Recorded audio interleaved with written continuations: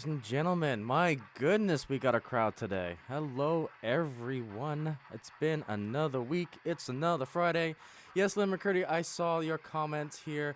I greatly appreciate that. Yeah, no, it seems like yesterday. Seems like yesterday we were at the Tehachapi train show. I put two videos up where you can see Lynn McCurdy and the High Desert Modular Model Railroad Club and their setup that they had out there, which was pretty darn cool. Go follow Lynn on his YouTube channel as well. You can see all the content coming out from the High Desert Modular Model Railroad Club.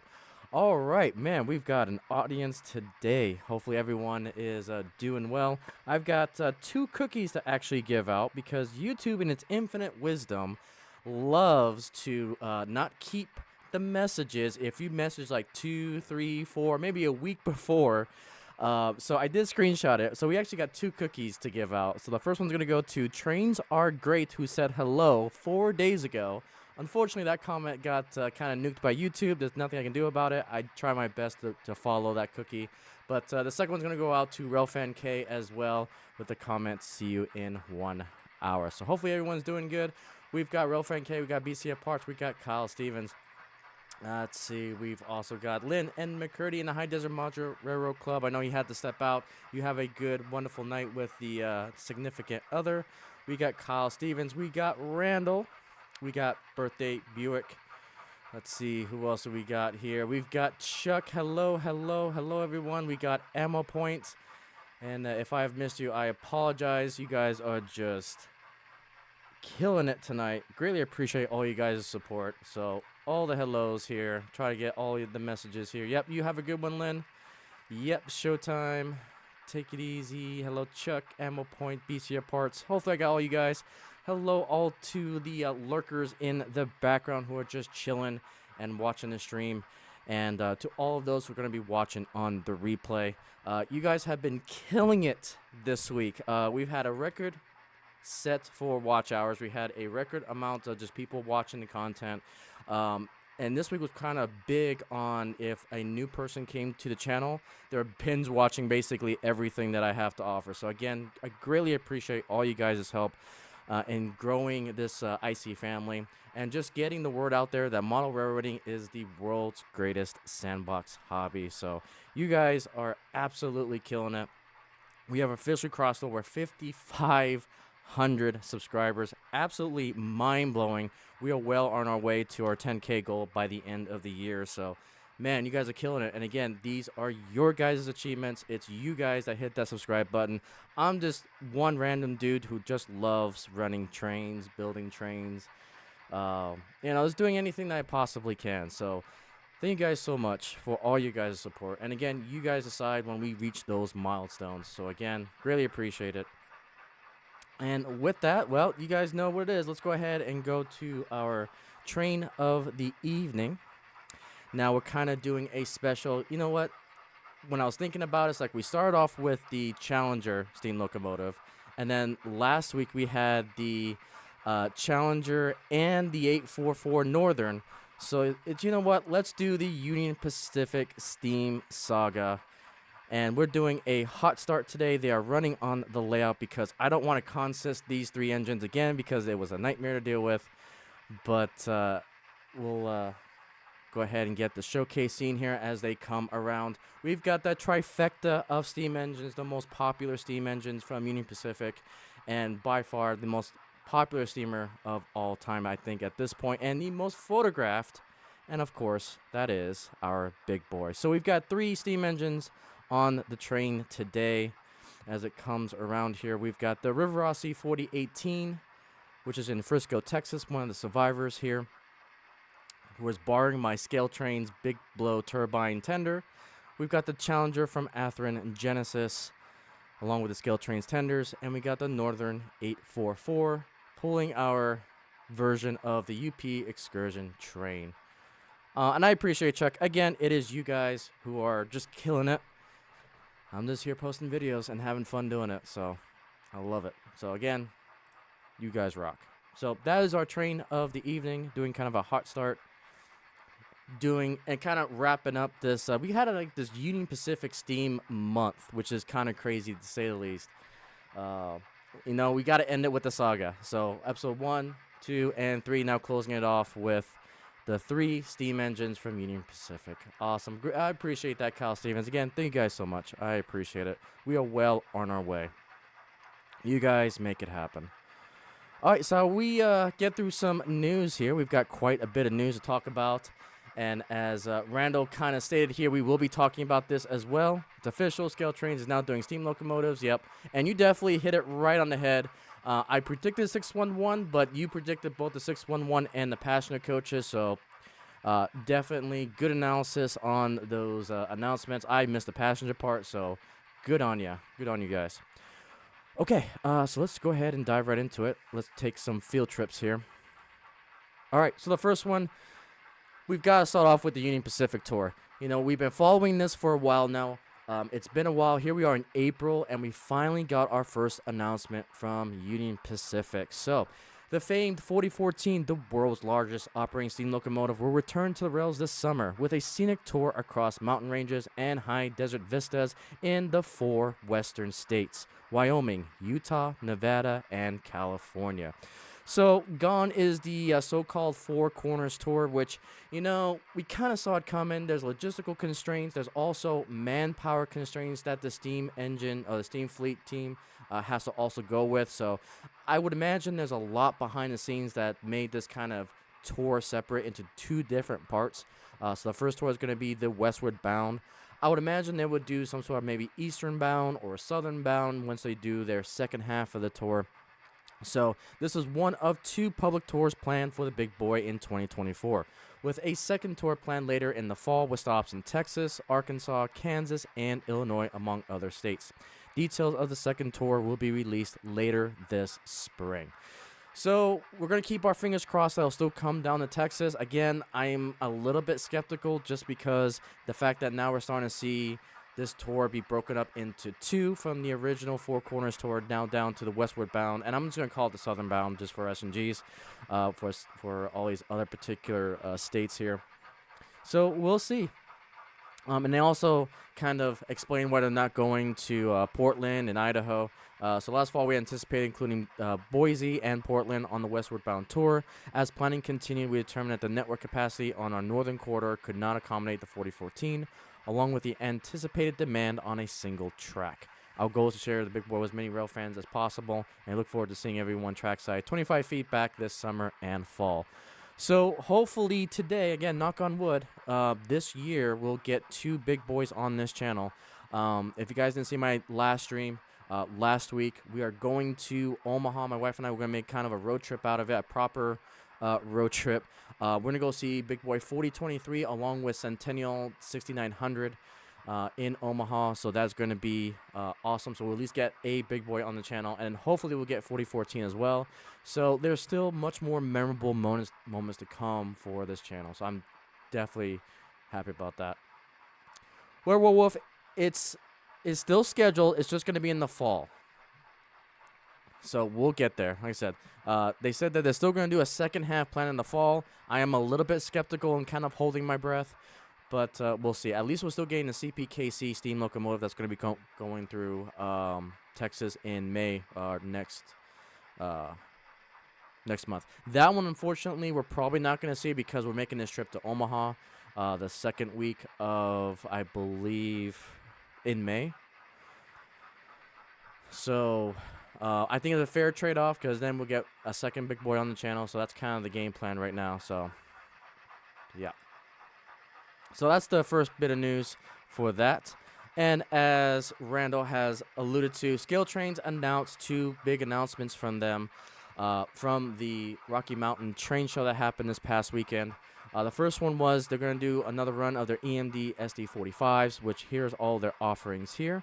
I do like this Billboard Rio Grande, but more than likely, and this is the rivet counter class, so they have a lot of detail parts when it comes to these particular models, a little bit more expensive because they're on the rivet counter branding, and so yeah.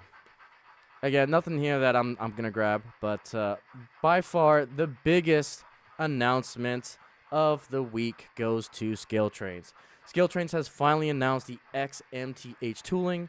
We finally get to see it in all its glory. And the Queen of Steam is coming back to HO scale from XMTH. Now, why in the world they call so? If you guys are already confused about the branding from Scale Trains, trust me, I am too, and it just gets even more confusing.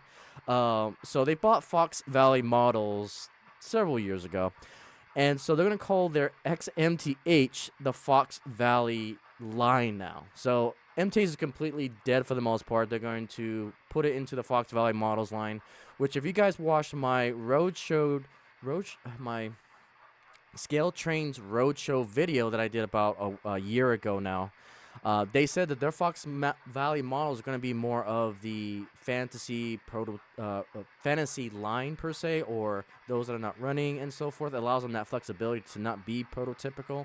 So that's what the Fox Valley models line is going to be per se. So yeah, we'll see what happens. Anyway, it's just confusing. It's coming from Scale Trains. We'll just leave it at that. So we've got the 611, the Spirit of Roanoke, with the text right underneath the cab. We've got the late built Norfolk and Western, and then we've got the early as built.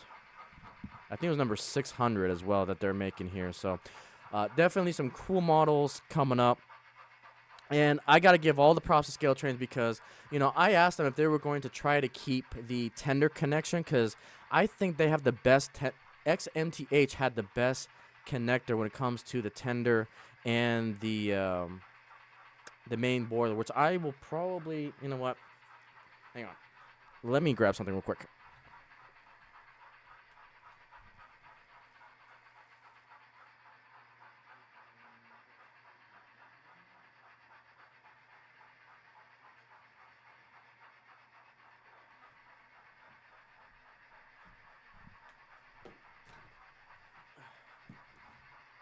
All right, so what I like about XMTH steamers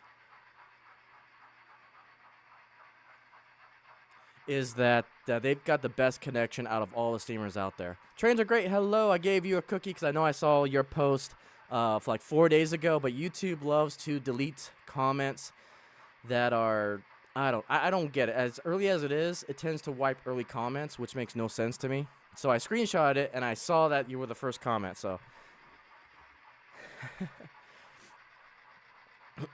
okay, let me show you guys something here. Okay. So the cool thing about MTH that Scale Trains has continued to keep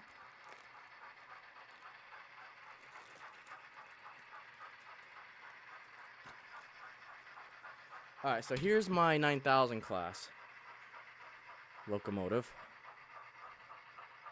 from MTH. And their connection is actually this little pinhole that you see right here. And so the little connector port right there actually carries the current from the tender to the decoder in the front. So now when you connect those two, it carries the current from the tender to the boiler.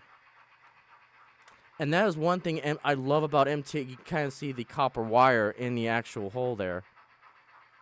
And they have kept that design in the XMTH, which I love because you don't have to deal with the wires from BLI or from Athearn Genesis. Now, everything else about this decoder is crap. I hate Protosound 3. It is a nightmare to code up. There's a lot of problems with MTH.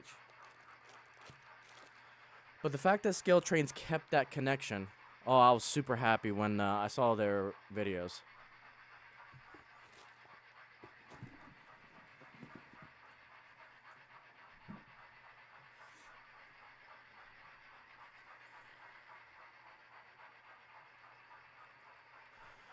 Alright, yep. Yeah, that's, I saw that too. At this point, I don't care. Facebook and Twitter are not real life.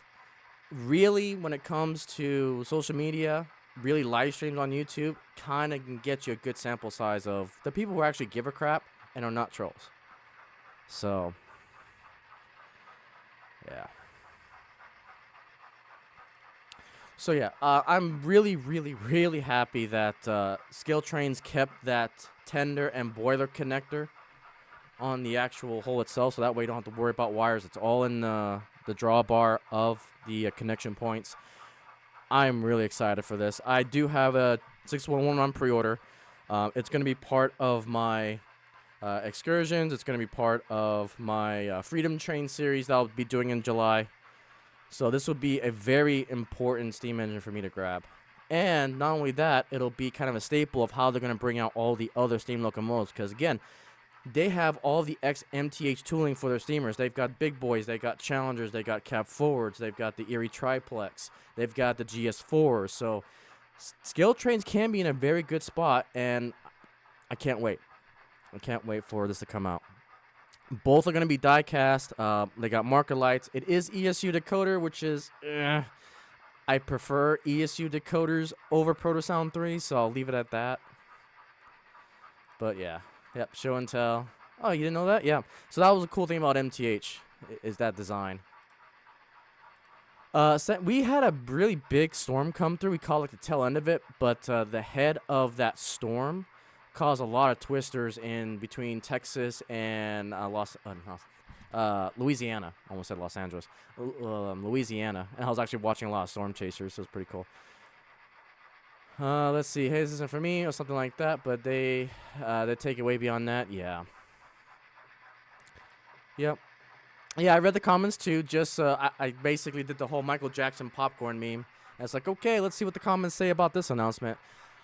To me, I am praising Scale Trains a lot because they needed to do this. I want to see MTH back in the MTH is tooling back in the market. We need some competition because BLI is running away with the market share right now. And I think this is finally a smart move for them to finally announce this to get the pre-orders going. And this is probably going to be a very important steam engine, not only for Scale Trains, but just for the hobby in general, because now we're starting to see another business get into competition with Athearn, with Broadway. And the thing is, even Athearn Genesis, what's the latest we've heard on Athearn steam locomotives? Because Athearn's been doing just a lot of freight and passengers. Like I feel like they're falling by the wayside as well. And then we see BLI just going ham with all their announcements.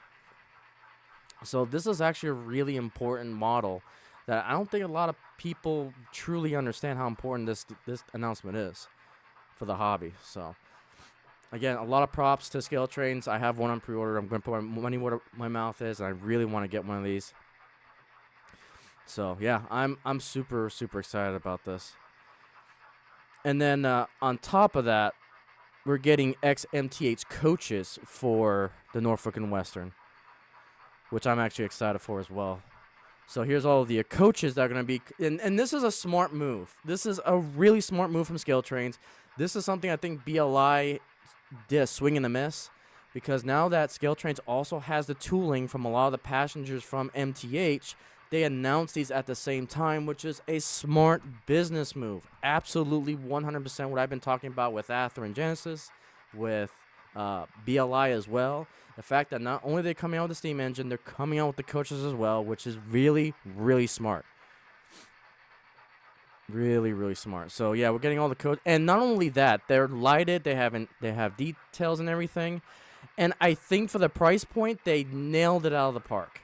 Because they're offering $89 for the coaches, which is actually cheap in this market. Because you look at some of the BLI, some of the Athearn, even some Walther's coaches are going for almost $100 a piece. So the fact that we're getting this at a little bit underneath that price is actually smart as well. So I love everything about this announcement. I think that's going to put them in a really good spot. Let's see. Resource WC, MRS, T45s. They seem to want so badly. Not because I want one either. Just want to see those people still throw a fit. Yeah. And that's the thing. Sometimes you just can't please everyone as a company, which I understand that. And I am guilty of it too. I do have some selfish requests. Like, if you guys watch me with Athearn, you know, I always want the one thing that will bring me back to Athearn over like Scale Trains and BLI diesels is if they start incorporating Blunami decoders as a standard option in their releases. That'll get me back to Athearn in a heartbeat. But for now, you know, I gravitate towards these other companies because I know I like the Proto Sound 4s over, I don't want to say over Tsunami 2s, but BLI is having different releases that Atherin is doing. But I would definitely prefer BLIs over Atherin Genesis steam locomotives nowadays, and that's a hot take. See, is this the first 611 model since it got restored? I don't think so. I have to see when it got restored. But I think the MTH came out first. I mean, obviously got brought. I really would have to do some more research because I don't know. The two main companies that I know made the 611 was Bachmann Spectrum and MTH at the time. And then MTH went away, which means you have to try to find the old Bachmann ones, but the Bachmann ones had gear problems.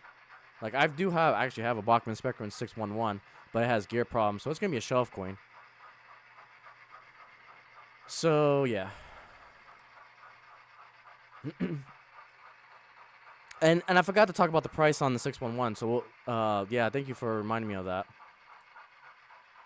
Yeah. Yep. Yeah, Bachmann, yeah, and that's true. Bachmann nowadays isn't cheap.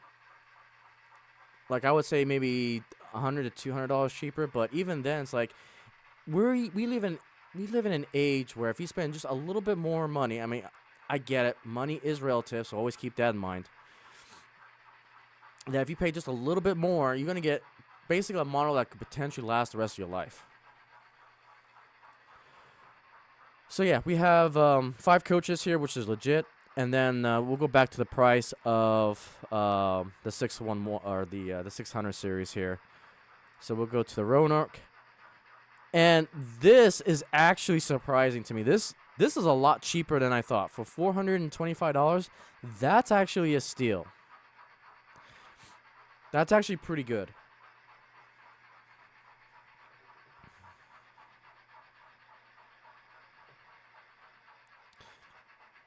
Absolutely really good. Let's see, I warned them if Scale Trains does those and they still pull that move, I'm going to eat them alive in the comment section. The Blue Goose 611 S1, I don't have enough money.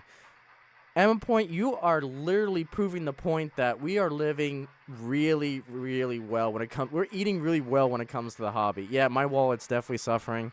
Like, think of it this way: we're getting the we got the GS4 early this year. We're getting the 611 at the end of the year. We're getting a plethora of coaches potentially by the end of this year.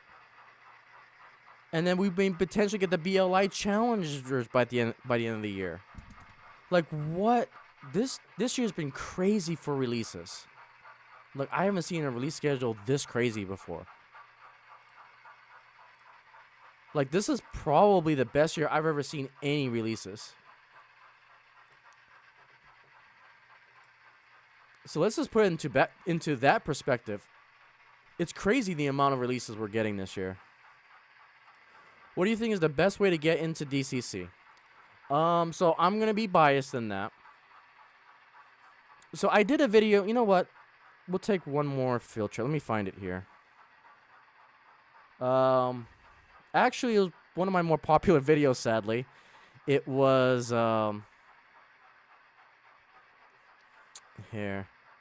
It was my rant on the Bachmann Easy DCC Spectrum controller. Hang on. I'll take you guys there real quick. I'll leave you the video, and then I'll also kind of give you the Spark Notes version.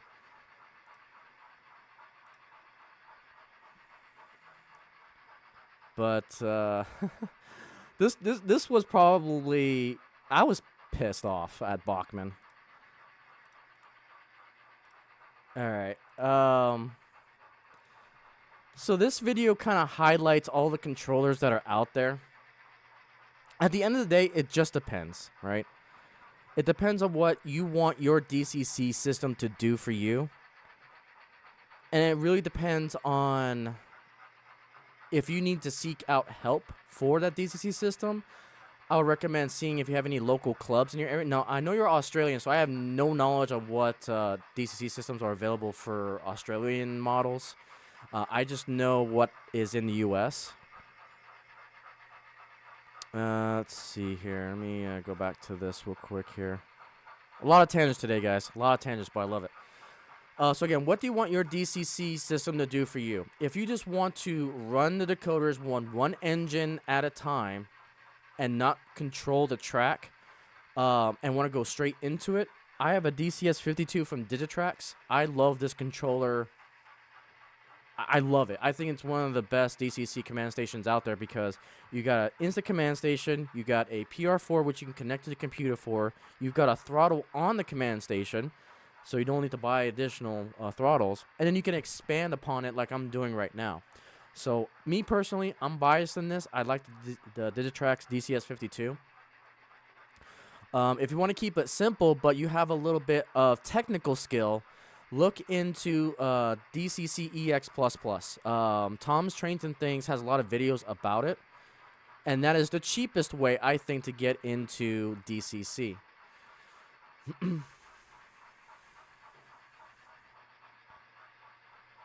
Yeah, I hope they sell well, but it'll be ironic if they don't. Fair enough, Railfanning. uh, no, Kyle Stevens, they want brass. I'll just leave it at that. The equivalent to gold and silver for model railroading is brass. They want that brass. But I get it. Scale trains need to catch up with BLI. Yeah. Well, no. Well, let me rephrase. Not necessarily catch up, because again, we gotta define how the term catching up is with that statement. BLI or scale trains going to BLI is smart because, or Jesus, I can't talk. Scale trains doing the 611 is smart because there's not a lot of people manufacturing the 611 right now with that J class. And if scale trains is smart, they need to stay away from the Challenger, the Big Boy, and the Cat 4, because BLI has a big market share of that. What they need to do is to release the Clinchford steam engine, which I think is a Challenger. Anyways, the Yellowstone. They need to release the Yellowstone and the Erie Triplex because people have been wanting that for a while and no one else makes it. So if I was scale trains right now, I would be focusing on the engines that BLI are not manufacturing or popular. I know it may seem tempting to go after the Challenger and Big Boy because they're the most popular ones, but you also got to be careful with market saturation because everyone's already going to be buying their hard money with these and stay away from the GS4s because BLI is already kind of killed it with the GS4s. So scale trains really needs to focus on the engines that are not in the market right now. So definitely the Erie Triplex is probably the next most important one, and the Yellowstone. So I think they really need to go after those two steam engines next. That's where I think they need to catch up in getting those unique steam engines out to the market. Yeah, they had a lot to do to get caught up, and I still will give Skill Trains credit and a lot of patience because they had to do a lot to get the 611 up and going. Like the side rods, they had the they're still working on the Loke Sound smoke units. They're still working on those units. So they, from a technical standpoint, Scale Trains has pulled off a freaking miracle. So a lot of props has to go Scale Trains because they pulled off the miracle. They had to adapt tooling in this market share, and that's where this cost comes into play. $524 for a Loke Sound 5 sound smoke decoder. That's basically, let's put it frankly, it is a competitor to the Paragon 4. And, you know, the Paragon 4s, it's $700. Now, the VIP exclusive has changed all that. But with this price, I think that's the most fair price we've seen in a while. Compared to the crazy price that BLI and the Challenge, that is such a left field price that it's hard to even compare what they're doing with that. No, I get you, Railfanning. Yeah. No, it's all good. I knew what you meant. It's just I have to define for myself what the term catching up means because it's very different from person to person. So I tend to be over analytical about things from time to time.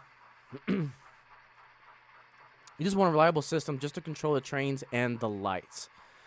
So if you just want that, And that's the thing too. If you don't want Digitrax is very techy. If you want a friendlier DCC system that just controls the trains and lights that you can potentially expand in the future, then I would look into NCE. Because NCE is very user friendly, whereas Digitrax not even close. Because Digitrax, you need basically a degree to understand the instructions. And you got to be very techy in understanding commands. There's a little there is programming that is involved with Digitrax. Yeah, you better have a locomotive that is delayed and done right, and have it rust on its garbage. Yeah, I 100% agree, Randall. And I am definitely guilty on wanting it out quickly. I'm trying to work on that, but we'll see.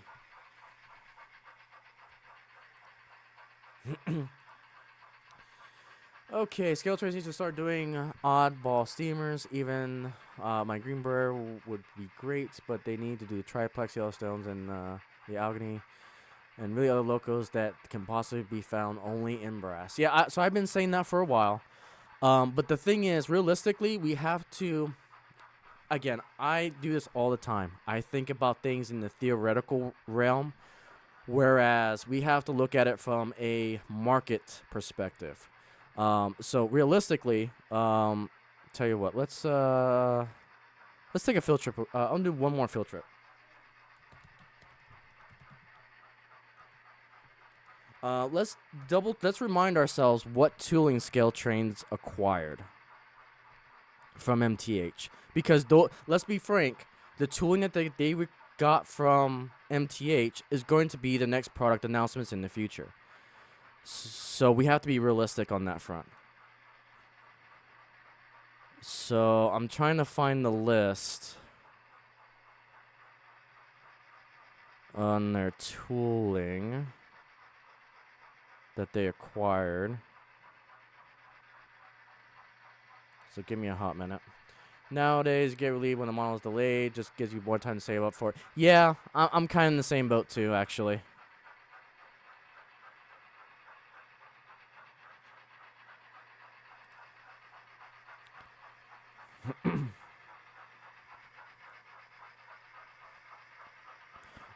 Okay, so here's some of the things that MTH... this is some of the things that Scale Trains has right now. So they bought the tooling for Union Pacific 9000 class, the 412-2, which is what I just showed you, the Duluth, the Mizabi Iron Range 2884, and the Southern Pacific Cab Forward, the 482 diesel locomotives in MTH lineup, which includes the GP 38-2s, the SD 70 Aces, and the -9 44 CWs. The company also acquired, let's see, SKL models. So that's the other thing, too. They've got a lot. Man, I want to find a full list. Yep, so those will definitely be the ones for sure. I'm trying to find the official list. These are just reporting some. Man, just give me a full list. Hello, Split Rock. How you, good sir? Welcome, welcome. Right now, we're just kind of knee-deep in announcements. I'm just trying to find a conclusive list of all the things Scale Trains bought. We're kind of down this rabbit hole. So they have the ES44s too, yep. Yep.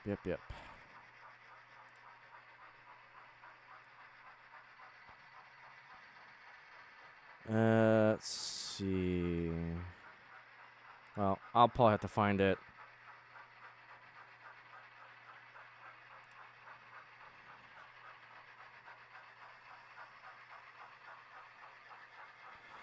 But yeah, so so they have the PA1s too. But see, that's the problem, is that Rapido's kind of beating them to the punch a little bit with the PAs as well. So yeah, I think if I was Scale Trains right now, get the J class out like they did. Get the Yellowstones out, get the triplexes out. Those would be the ones I would be focusing if I was Scale Trains. But again, I'm just a random dude talking to a mic, running a train around a circle. So yeah, for the price of $425, scale trains, good on ya. Can't wait to get mine in. So we'll see these. They're scheduled to get here by Christmas, December 15th, 2024. So, got mine on pre-order. Cannot wait. And then if you guys want to see one in operation, Scale Trains on their main website, they came out with their locomotive as well. So this is their first official test sample. And it just looks gorgeous. It really does. So there's the 611. I mean, it looks like proper MT. And then the coaches look fantastic as well. I think they're doing it right. They announced the steam engine along with the coaches. Absolutely gorgeous. So there's a link. You guys can see the rest of it on their channel. And, yeah, we'll go from there. So I'll be spamming a lot of links here. A lot of cool things coming up. So Rapido came out with their announcement. Let's see. Let's paste this here. Okay, you don't need to be an S science to Digitrax. It's like a space exploration. Yep, that's why I'm going into Digitrax. I do have a series of how far can we take Digitrax. The series is kind of on hold because I have to get the command station 240, one booster, and a power supply. The 2012E power supply. So that's why it's kind of on hold, but I do have an update. And we'll get to that after all the news is done. We'll talk about where we're going with that. Yeah, it did sound good as well. You're on your way to a train shop. Nice. And again, talk to the people at your train shop and see what they would recommend as well. Like I said, I have my bias towards Digitrax. Like I say, you got NCE, you got MRC, you've got DCC EX++. Man, what else is out there? If you really want to go crazy, you can do the Bachmann Spectrum one, but I don't suggest that one. But, yeah. I don't know, Kyle. I couldn't find the full list. I need to make a video. I need to make a video on that to predict what they're going to do next. Think about getting one of the coaches for your short line railroad. Nice.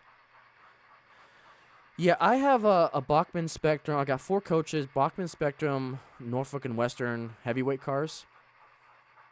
And so I looked through those cars, like, that's perfect. I've got like a half baggage one, and I've got the end observation and like 2 coaches, which is just fine. So, yeah.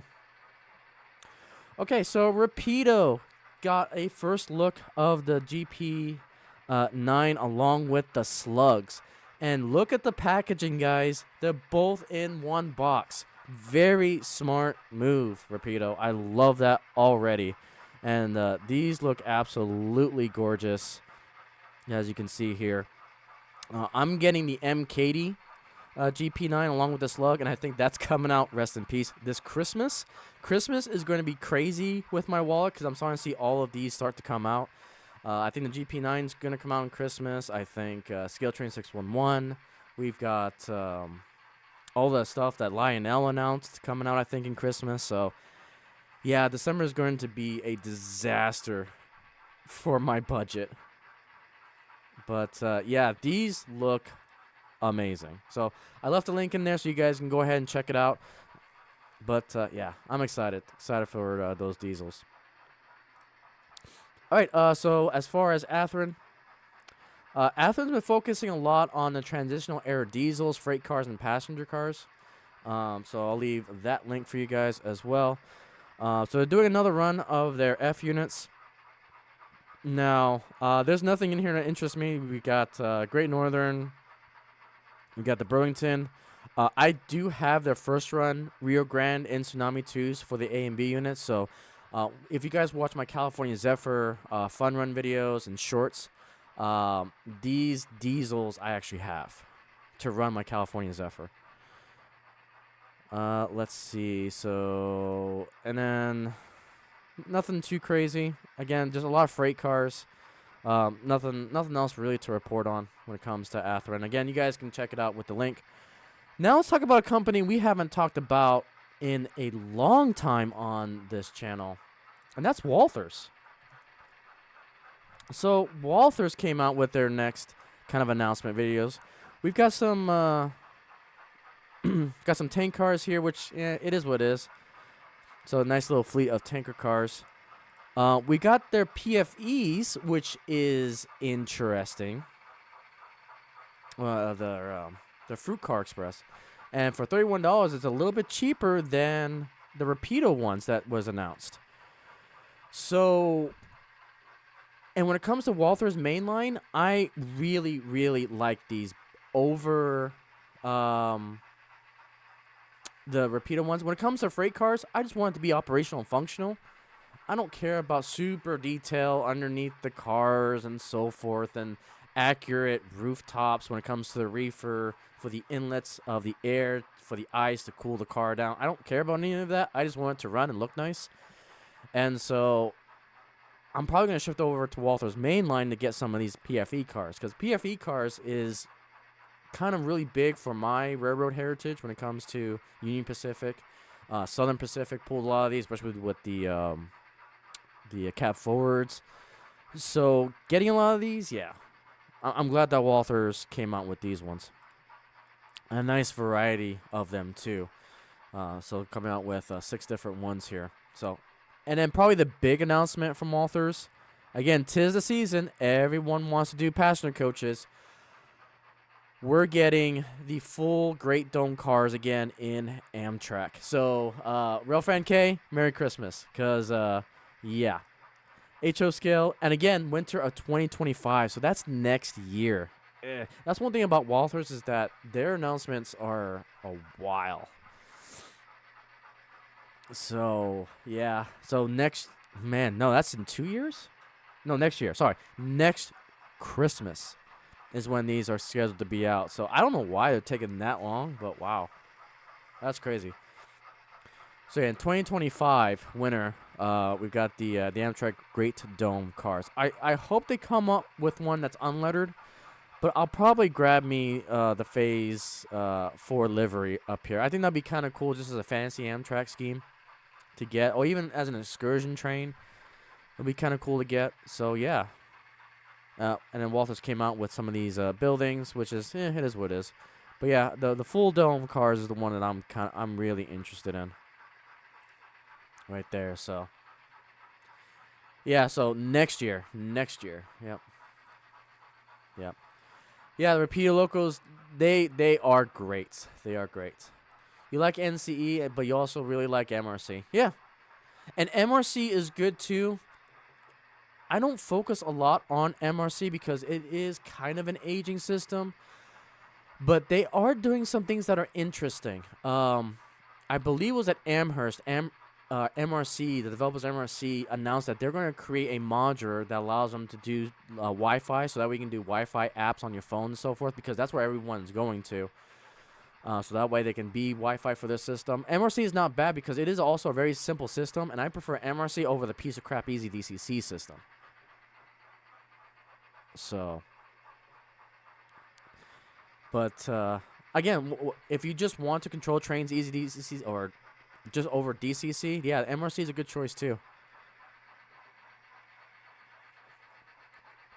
But the thing about MRC is just, if you have plans to join a club, most clubs typically don't use MRC to a degree. Most older clubs either use Easy DCC. The most modern clubs use NCE or Digitrax. And the real fancier ones, they have a Wi-Fi adaptability to those systems. And for the first time, when I went to the Samurai Train Show, and this was in my video when I went there, one of the T-Track clubs, Sand Tracks that's here in San Antonio, they actually used, the first time I've ever seen one use, an Easy or a DCC EX++ unit, which was pretty cool, running the whole system with the Wi-Fi modular adapter, whatever. So it was pretty cool to actually see one of those in person. They're going to be on your bucket list. Fair enough, Railfan K. Yep. So yeah, pretty cool. Pretty cool. All right, so again, it wouldn't be a stream without something from BLI. Now, BLI didn't announce anything new. However, BLI did load the rest of the images for their observation card, which is pretty cool. So this kind of snuck into the week a little bit because I don't think BLI really announced that the rest of the images were going to be on. But we got the drumhead version of their observation here, which is pretty cool. And so the big thing to notice is how the end image here is different. So we got this, the Big Boy Tour here for 4014. And then for this one, you got the standard UP Shield. And then for the George Bush funeral, you actually have the seal of the President of the United States on the back here, which is pretty cool. Let's see. And then this last one has the Spirit of Union Pacific, which has that logo. So that's kind of the difference between each observation end car. Now, the one that blew me away, I thought this was going to be a Greyhound scheme. Oh, no. This is an undecorated, primed observation coach. This is going to make me go bankrupt if you think about the endless possibilities with this. And what I'm thinking of doing is I definitely need to get one. Because guess what train I need this for? I need it for my Missouri Pacific paint scheme.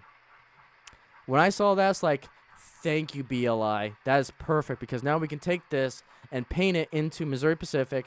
I now have my full excursion train. I just need an undecorated observation car so that way I can paint it, and I have my excursion train. And I do need a baggage car too, but that was a huge thing that they did, is an undecorated, primed car. I'm excited for this one too. And we can put our own logo on the back here, so we'll obviously put Missouri Pacific lines. Man, I'm drooling over this when I saw this picture. It's like, oh, yes, we can finally do this. So, props to BLI as well for doing that, for having that undecorated end car. So, yeah, there's so many different possibilities. Even, I mean, you can do this with Southern Pacific. You can do this for Chicago Northwestern.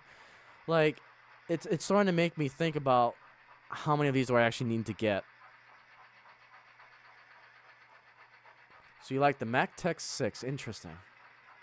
I'll have to do a little more research on that. I haven't really heard of it. Yep, not a bad thing. Gives people plenty of time to plan out the budget. Yep. Yep, and you want to talk about delays. I was looking through all my pre-orders from Train World. Hashtag not sponsored. And my Shark Nose Diesels got pushed to July.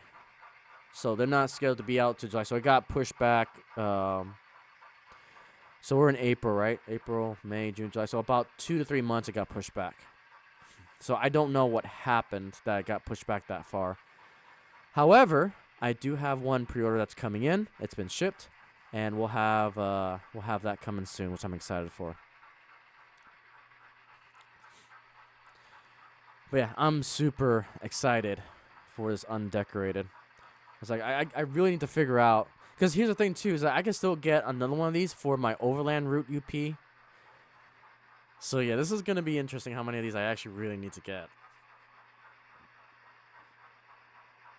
So, because we're definitely grabbing, I'm probably just going to grab this one, the shield on the rear. And, because, we got the excursion train kind of built. I'll probably pass on the other 3. But then, yeah, we're definitely getting one from Missouri Pacific. And I'm probably going to need another one for the Overland Route. Yeah, and there you go. Chessie business cars. Yep. Now, keep in mind, too, BLI does have their 5-packs. And I think Chesapeake and Ohio does have their 5-pack in the heavyweight scheme, if that interests you. Let me just double check. I have to go to their heavyweight coaches. Individual. Where is it? Oh, 5-car set. So yeah. So they do have the chassis. It may not be exactly what you're looking for, but they have the 5-packs here. All right, Tom's great. Thank you so much for hanging out with us. Again, hopefully you enjoy whatever DCC system you get into, but just enjoy it. Find a system that works well for your budget and most importantly, what you want to get out of the hobby and DCC itself.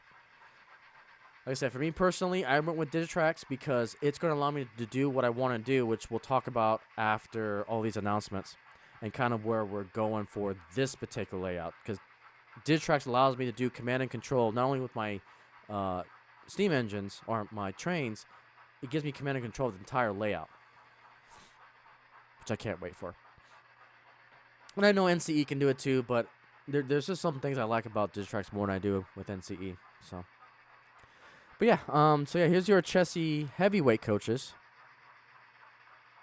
And I can't remember. I think I don't know if Rapido is doing Chessie as well, but yeah, a lot of good things. And we got the Christmas coaches coming out in Christmas too. Oh man. And I already got this on pre-order.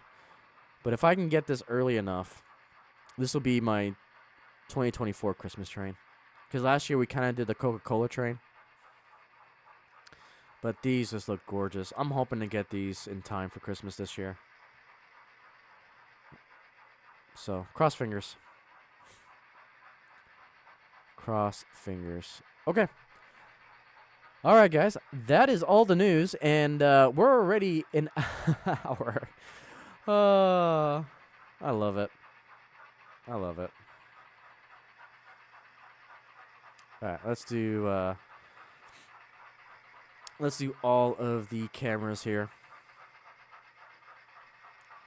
So yeah, a lot of cool things this year, guys. A lot of cool This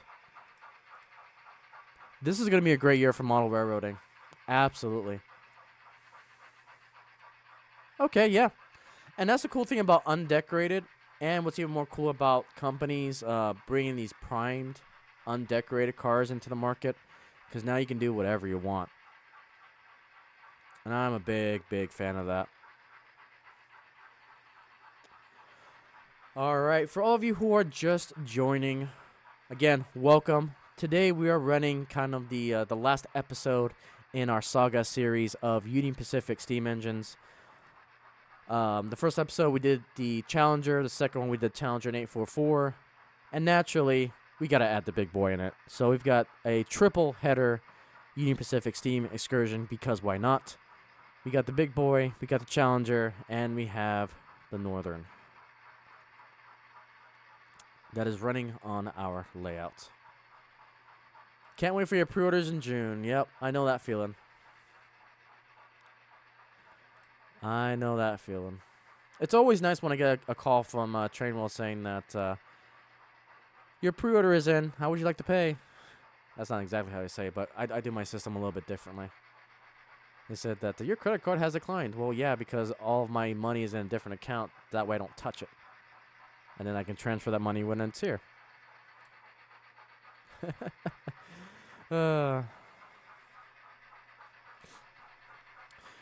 All right, so let's talk about the layout. As you guys can notice, the layout looks a little bit cleaner underneath. I'm gonna drink some water.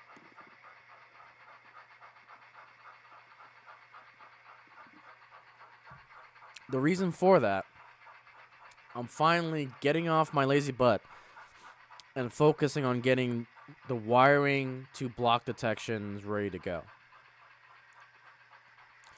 Maybe a chance of getting 3 pre-orders this month, but you have little doubts for, when your first scale train model come in, so you can finally focus on your layout. Nice. Nice. Okay, so we're finally getting underway to what I want to get to the next step in this layout, which is block detection. I've got to redo JMRI because I transferred computers from the old one that I had my block detection set up. And so I got to kind of redo it, but I was planning to redo it anyway. So I really need to get to all of the wiring underneath this entire layout. And so kind of cleaned out everything underneath from the layout. I can now get full access underneath it to start getting my wiring set up. And another thing that I want to do is I have resurrected my aircraft carrier test bed. This test bed has been gutted to a degree because this kind of aircraft carrier display looking thing, it has fulfilled its purpose. Like I said, if you guys watch my How Far Can We Take Digitrack series, this was my test bed for everything that I want a layout to do: signaling, block detection, controlling of a turnout, and controlling the engine. Down here we have an SE8C, if I remember correctly from Digitracks, that controls all my signaling. We have a BD4N up here that I'm going to connect to the layout.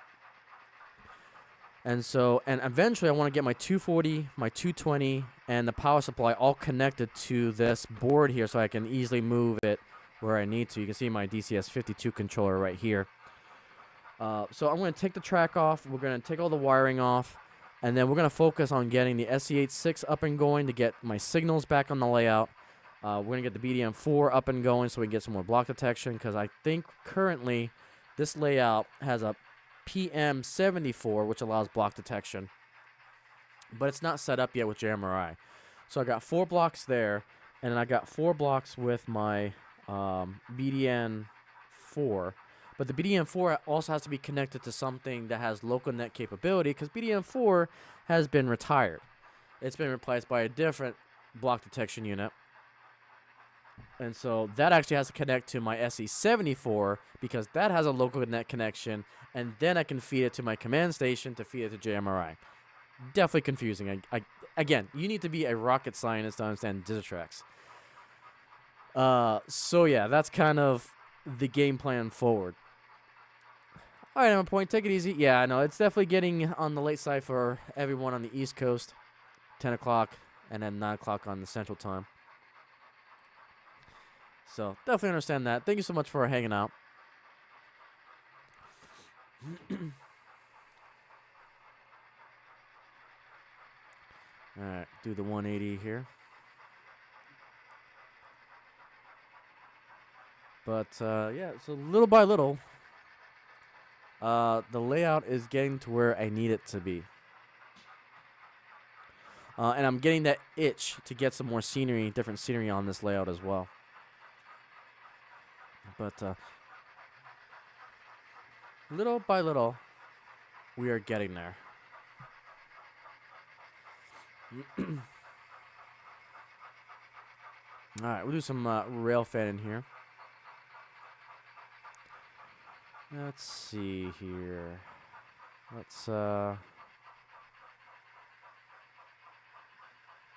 get rid of the face cam. Let's go around the layouts. Get you guys to get a point here. But yeah, I'm excited to get the signaling up and going. Probably Ghetto Bridge will have a signal on it.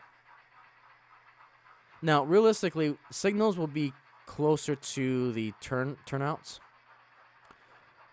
For kind of showcasing purposes on the stream and this railway, Ghetto Point will have the signal. And that's going to be something I want to focus on this week. I'm trying to get my signaling control back up and going.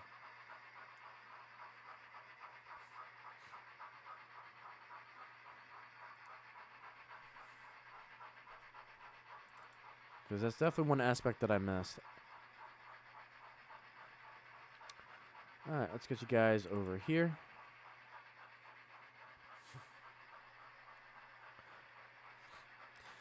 So I've been thinking about this week about the whole grand project and what would be kind of my final layout that I really want to make.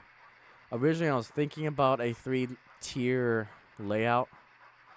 The more I think about it, the more it's just going to be outside of my knowledge and outside of my skill. And so it's going to be just one. It's going to be a 2-level. It's going to be more of a 2-level layout. See, don't know if gaming or not, but have you ever heard the game called Honky Star Rail? Yeah, I've heard of it. I've seen some gameplay of it.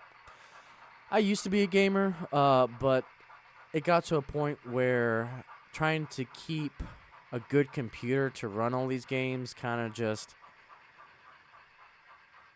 I got priced out of a new computer per se, and the new computer kind of went to my wife. She's a gamer of the family for the most part, and so I wanted her to have the best computer. All of my money goes to trains and the stream and YouTube. So I don't game as much anymore.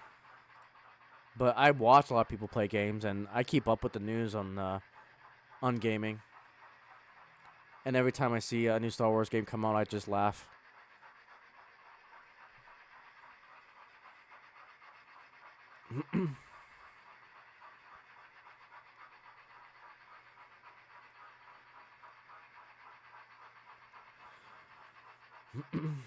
But yeah, it's just I like mono railroading too much, so all of my money goes into it. And it's getting to the point that I'm struggling a little bit because it's like, do I get a new engine? Do I invest in the command station that I need? Do I focus on a new modular? So it's either a new engine, new modular, and so forth. Yeah, it gets kind of crazy. Pretty cool looking at cutscenes. Look like more like the movie than the game. Nice.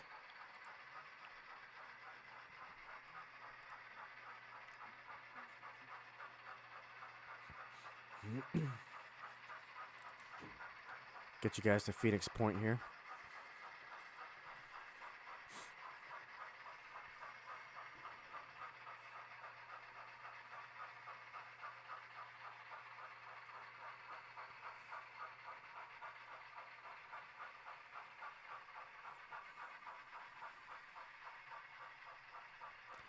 Just so cool seeing all of these.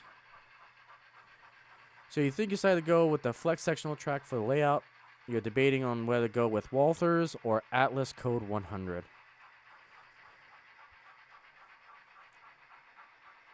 So my recommendation, whatever track. So here's the thing. Let me rephrase. Let me get my thoughts together on this. My recommendation is whatever switches you're going to invest in, on what company.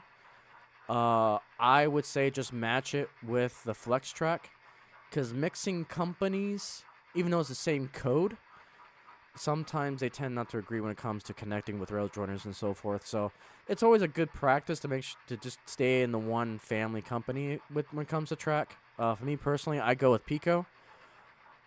Pico for my modulars. But I'm actually thinking for my final layout, I'm actually probably going to switch to Walthers for my my end-all, be-all layout. And I just think Walthers is coming out with the double crossover and the single crossovers is enough to win me over.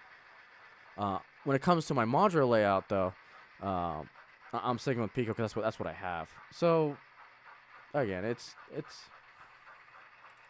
Let me go over here. Let's see. Space traveling through Astro. Oh, nice. Yeah, I saw that game. That game's pretty cool. Is what I did for your layout. You can run anything on it, and it was cheap when I got it. Yep. And that's the thing. Atlas has its place.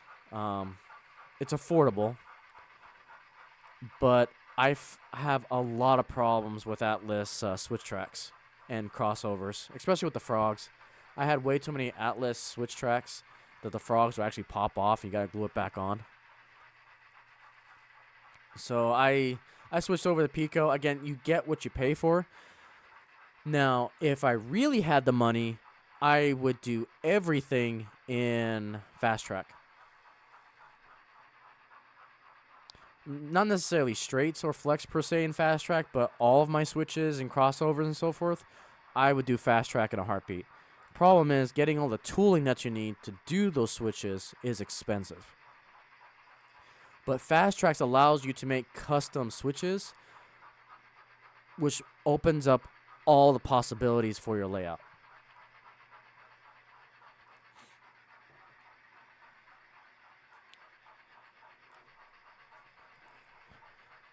And yeah, if you really want to see how good Fast Track is, Jason the Train Freak does a lot. RC Grab Bag has a lot of videos on Fast Track and the capabilities of Fast Track. Eventually, I'll get my feet wet into Fast Track, but not right now. And I'll probably stick with Code 83.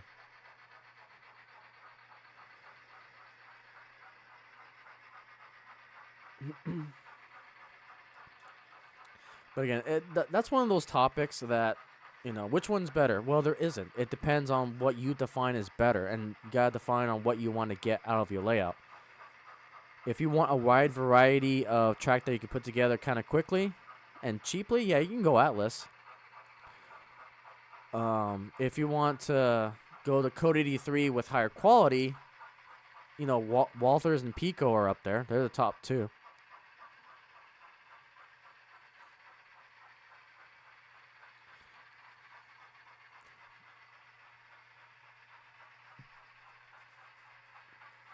I mean, I've had no problems with Pico.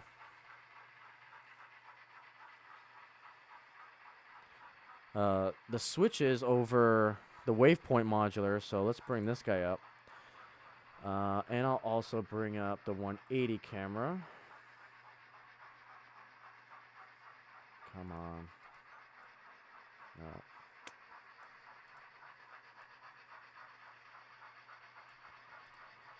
So this modular is pretty cool because this is probably my most state-of-the-art modular that I have. It really showcases what I want to do with this layout.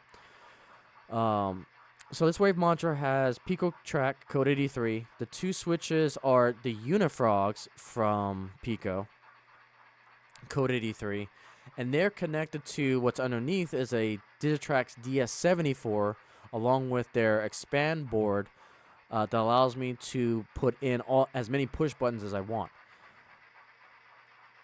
So on the top, it has those momentary push buttons right next to where a hand throw would go. I basically call it a digital hand throw push button. And on the side, you've got the turnouts.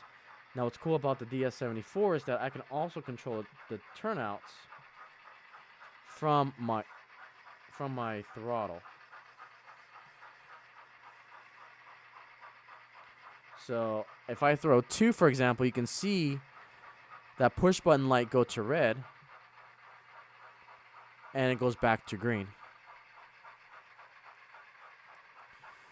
That's what you gotta do. Focus on price. From what I see on Train World, Atlas is better price, but Walthers has more selection. Yeah, and it's a compromise. Don't overlook Iron Planet Hobbies as well. I get a good chunk of my track from Iron Planet Hobbies with discount code Heath, or not Heath, excuse me, Human. That's where when it comes to track work, when it comes to electronics with this layout, Iron Planet Hobbies cannot be beat. When they have the crap in stock. That's my biggest complaint with Iron Planet Hobbies is they can't keep things in stock to save their lives. But I understand you can get on a wish list and all that, but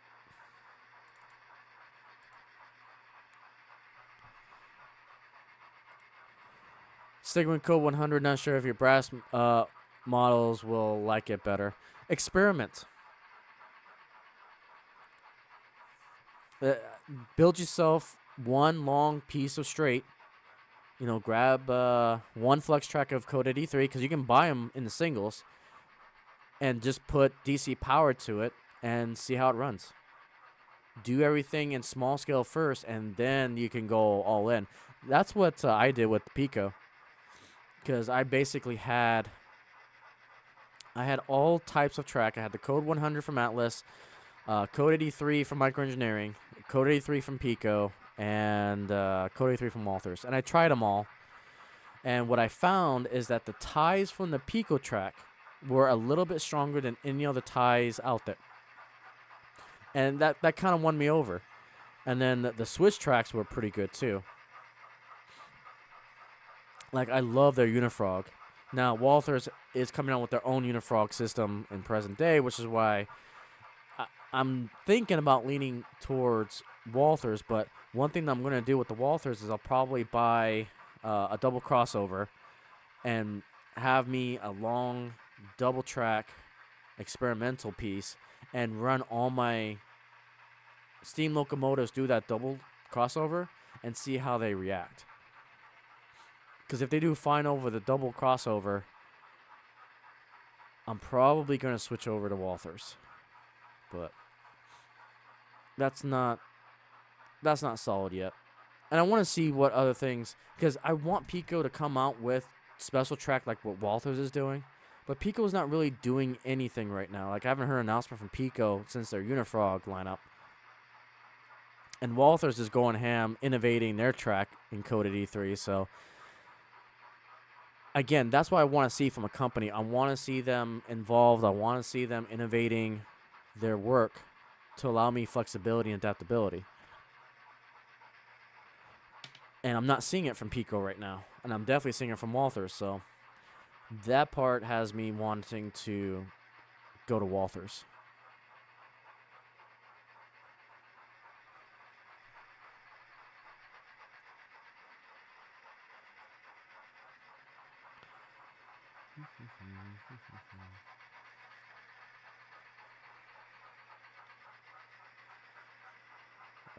Missing some cameras here.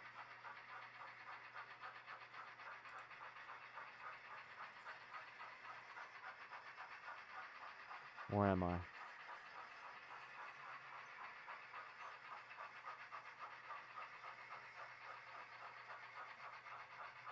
Yeah. Oh, I know why. It's covered up, dummy. There it is. It's like, where's that one camera? It's like, oh, it's right here.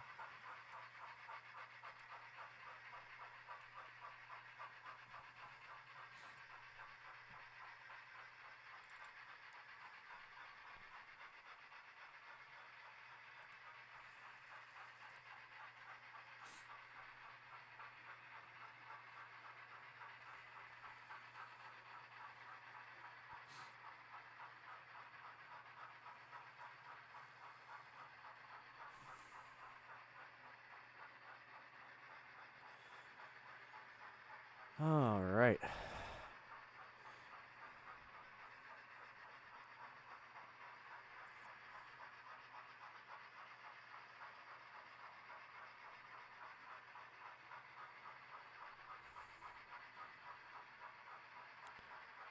A part of me wants to set up my block detection system right now, just to show you guys, but it's also been a hot minute since I've done it. Let's see, let's do 180 camera, let's do the phone camera here. We'll get you guys all the cameras here. And then what I'm going to do behind the scenes is I'm going to see if get some JMRI up and going. I still have to capture it as well. Do you notice an increase in temperature in the room while the extra lights needed for the video? This room is well ventilated because I do have a ceiling fan above me. And this is a pretty open, lofty area. And I do have my windows open, so I don't necessarily see it. When I go into my office, though, I have 2 computers that I gotta do with all my editing, so it definitely gets kind of hot. But not with these lights. They're LED lights, so it doesn't heat up too much. All right, take it easy, Railfanning K. Thank you so much for dropping by.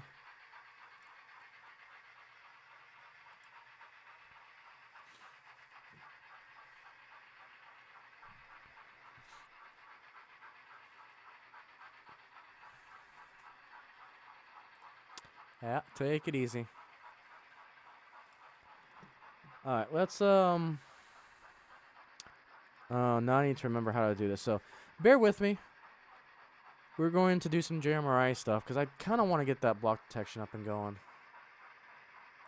So we're gonna do, let's see, use configuration profile. Yeah. Oh man, I don't know if I want to do this right now.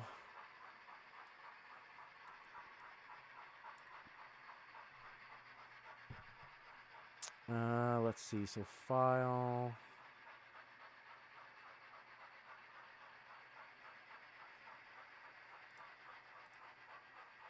Oh my goodness, yeah, this has been a hot minute.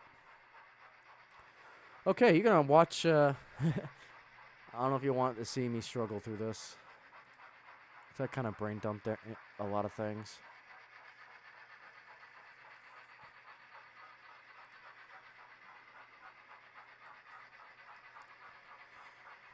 Yeah, I think I'll do this later. Is my block detection even connected? Yeah, it should be. It's the PM74. Yeah, I'll do this later. I'll do it later. Yeah. Yeah.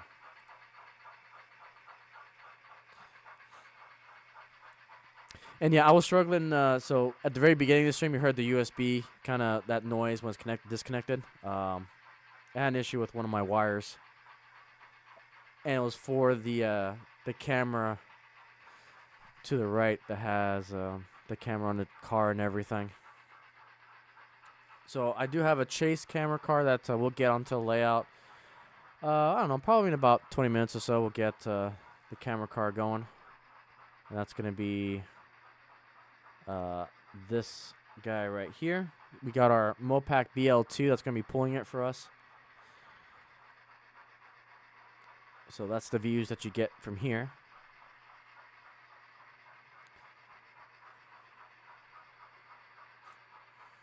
Matter of fact, let's go to the BCF parts building here for this virtual railfan cam. Mini virtual railfan cam. Again, it's a little laggy, but it works.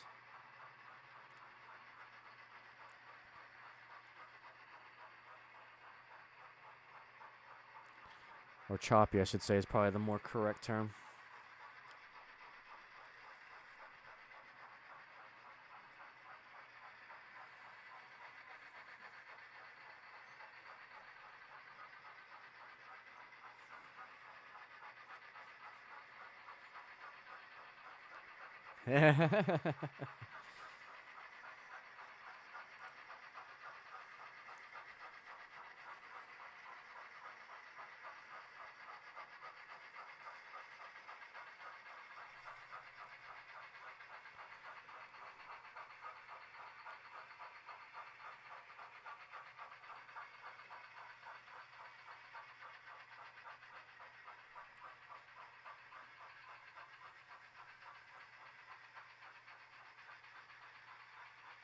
Alright, let's go to all the cameras here. We haven't done this view yet.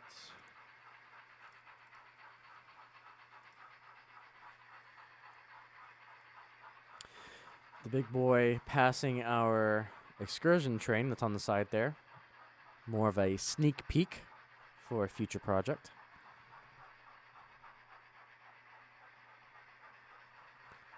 Yeah, I think it was you, BCR Parts, that was talking about potentially having an excursion part of the final layout. And I actually made that work. I actually made that work on the final design.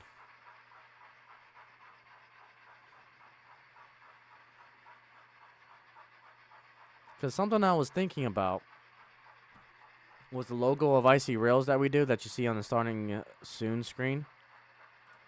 You know, this image that's in the background here of basically the Icey Rails, that's kind of an excursion-esque thing, and I can actually make that happen.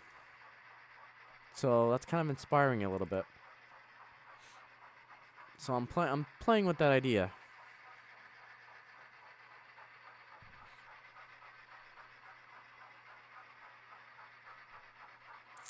So yeah, because there are a lot of there's a lot of cool things that we can do with an excursion type of like point to point, go to one station, turn the train around, come back. And the big thing kind of inspired that too was when I get my 4-truck Shay from BLI, because that's going to be heavily focused on excursions service for the Greater Mopac Railway.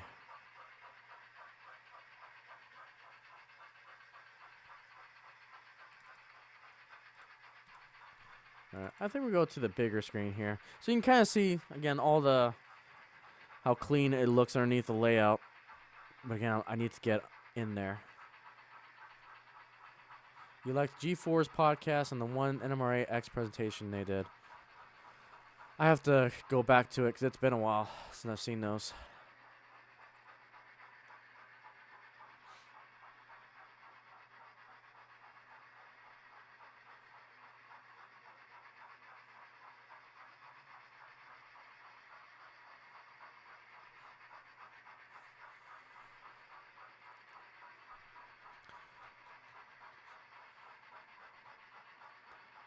It's so impressive seeing these three just in motion.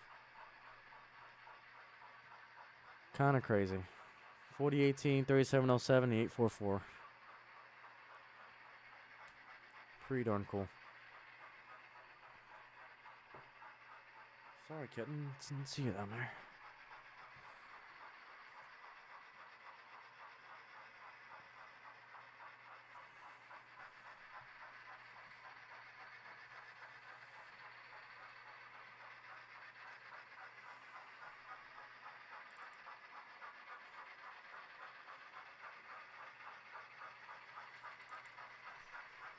Actually, I want this view.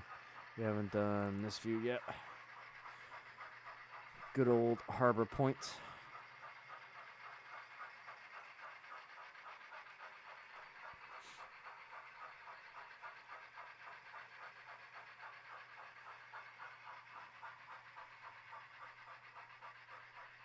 I like this view because you can really see the dry shafts here.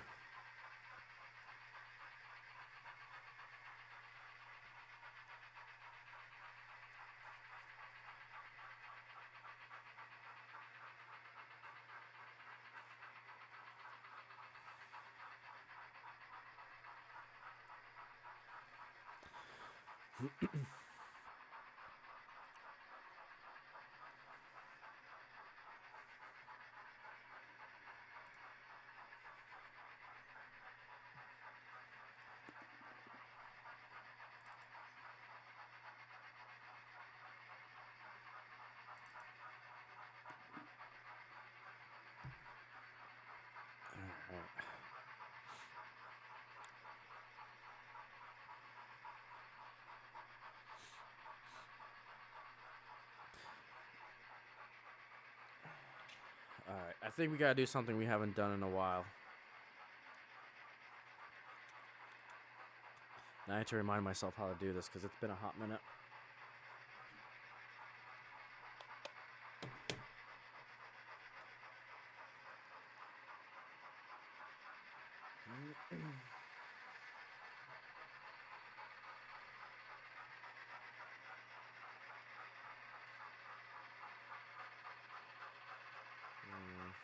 Actually, I'll give it a shot.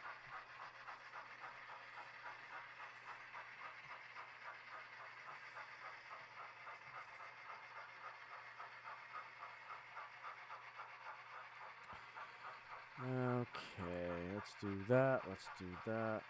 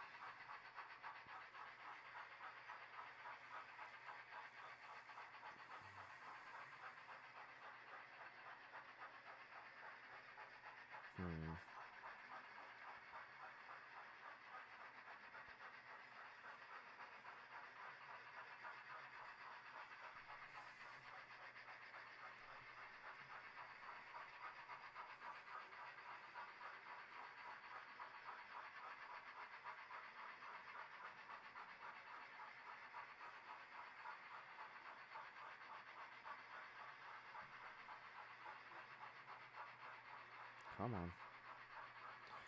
Let's go in settings. I'm gonna try to see if we get you guys the dragon cam. I just gotta refresh myself on how to do this. Because it's been about a month since we've had this view.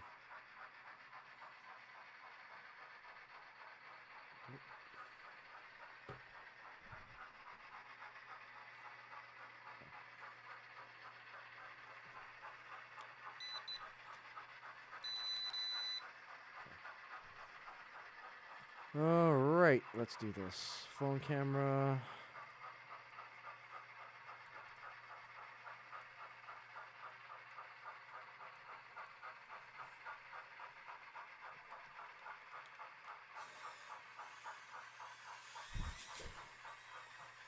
Okay, yep. It's been a hot minute. It's been a hot minute.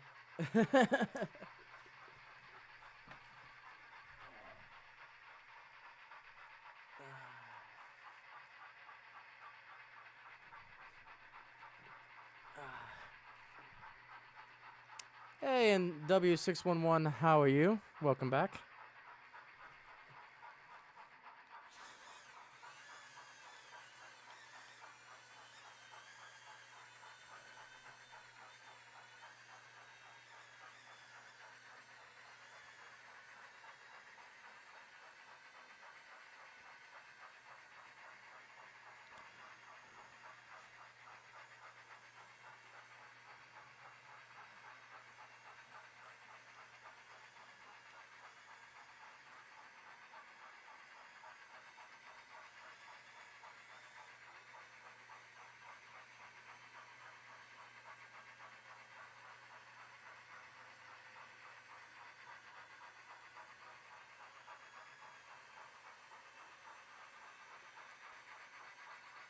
It's going well. It's going well.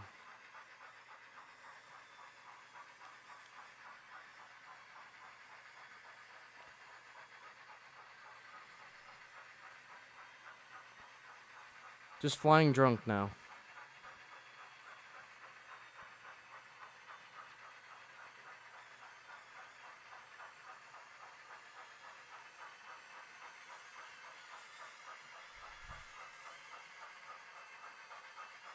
Come on. Cooperate. Thank you. The problem is I also have my ceiling fan on, which doesn't help.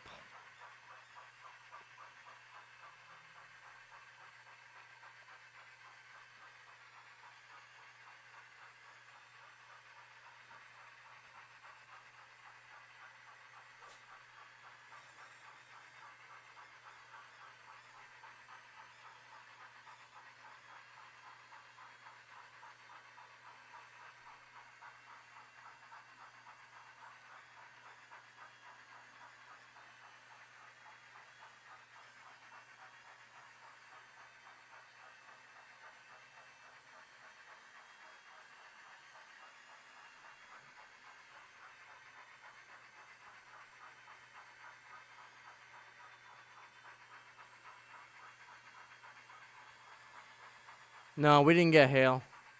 Oh, you pre-ordered the J. Nice.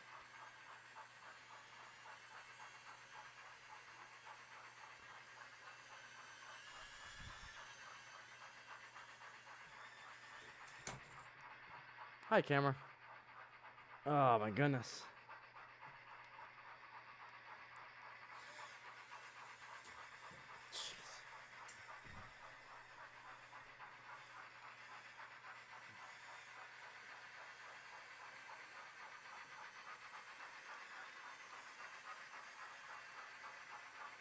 So rusty.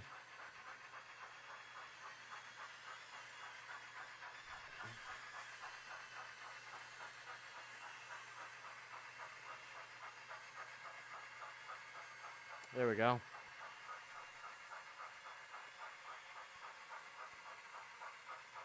Nice shot there.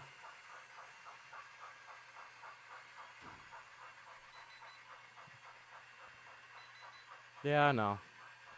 Let me get the shot.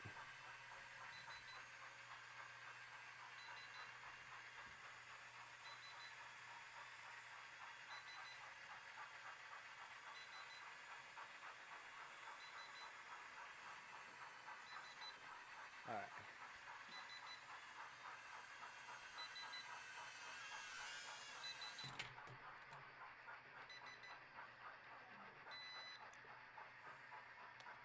Okay, so that was my really bad attempt at trying to fly. Oh, man. Mayday, mayday, we're going down, yep.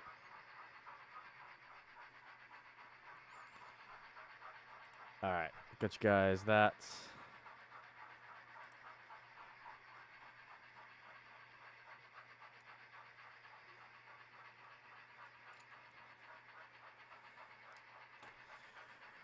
okay.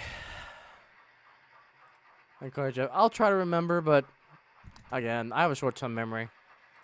I'll try to remember. So you pre-order? Yeah, we talked about that at the very early part of the stream. That Scale Trains came out with their 611, so I got mine pre-ordered. Not gonna do the passenger cars, but definitely gonna grab me a 611.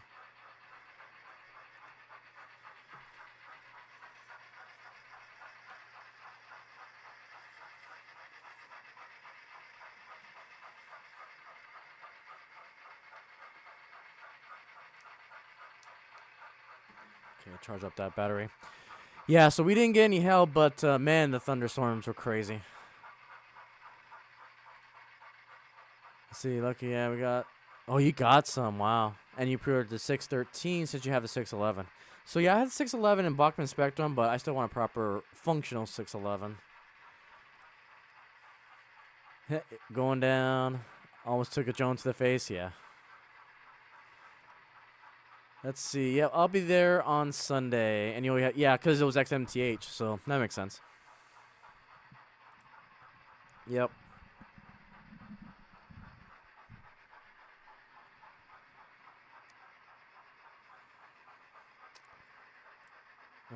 I'm just gonna take this. Oh, give me this. That's what I want.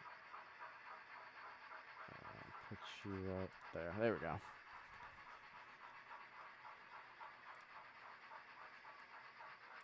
Put you guys right there.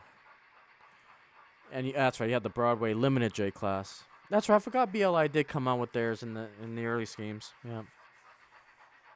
Yep. You're gonna try to be there on Sunday as well. Nice. Yeah, I think I have an idea of what I'm gonna bring, but I'm not sure yet.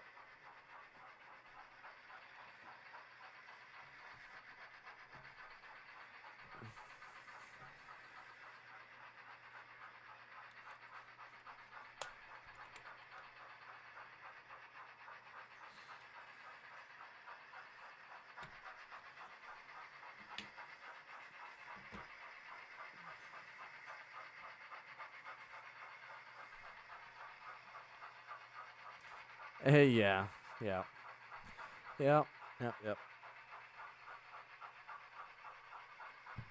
I forget these. I have a memory of a goldfish.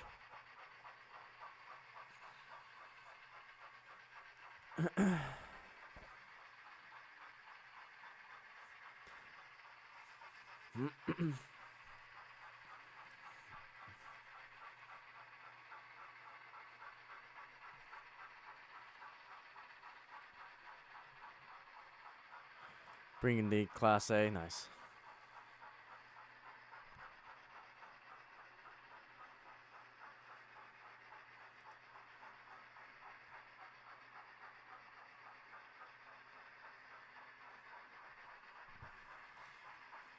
Yeah, because on Thursday I brought my. Matter of fact, I can show you a picture of what I brought.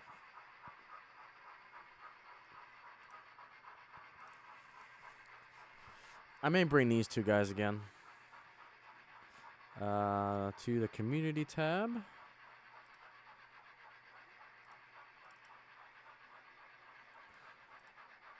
So yeah, I brought my the elephant ear twins is what I'm gonna bring. So I brought the 4014, the tender I just converted into a Bunami, and then the 844 on it. Thoughts on the BLI's UP business car? We talked about that. I can go back to it really quick. Let's see here.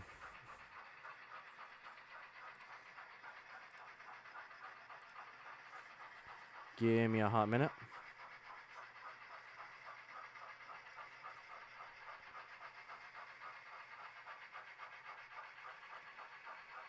Man, a lot of other streams going on too in the model railroading community. That's good. That is good. I think the day and age where we try not to stream over each other is officially dead. Which is fine. It's not necessarily a bad thing. Considering how many streams happen on Wednesdays now. My goodness. Absolutely crazy. Absolutely crazy. Alright, let me just go to Broadway Limited. Broadway Limited. Let's see here.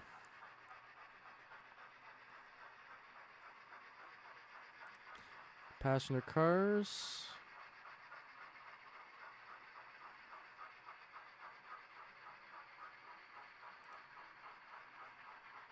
Okay. Field trip. Let's take a field trip. Okay, so my thoughts on it. I love these cars. A little bit on the pricier side, but for the amount of detail that we're getting and the fact that we're getting these in the first place is awesome.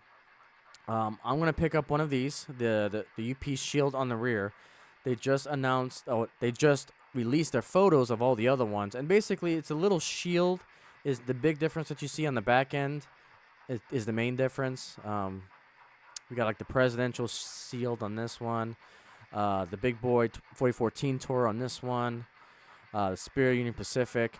The big one I'm excited for is that we're actually getting a primed, undecorated car as well, which I'm excited for the most because now I can paint this into my Missouri Pacific scheme. I can paint this into my overland route.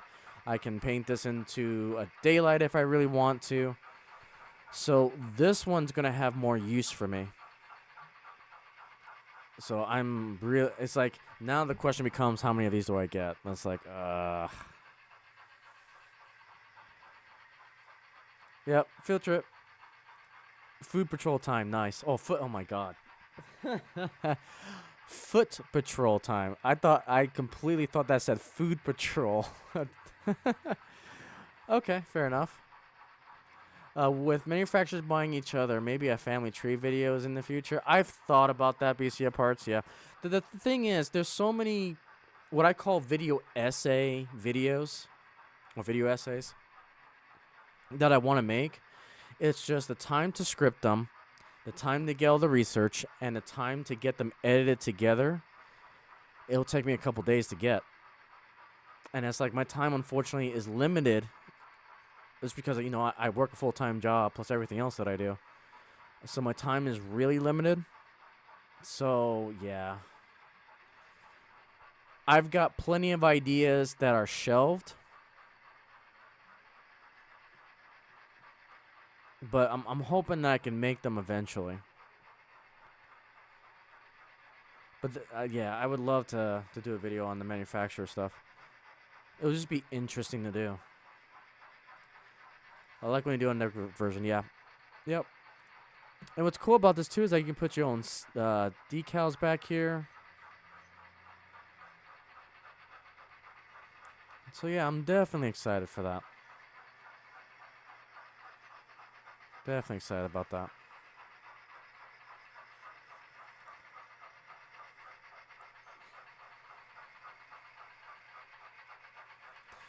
Yep, still working on it. Still working on it. It's a lengthy process.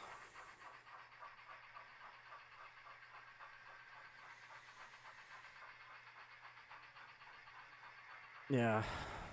I had to take a small break just because we had some family stuff pop up. But I'll probably get that restarted in the summer.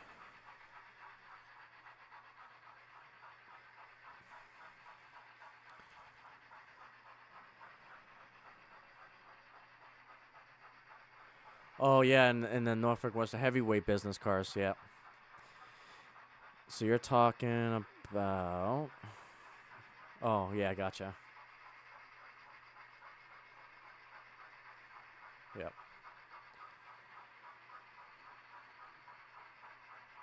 Let's see. Just go...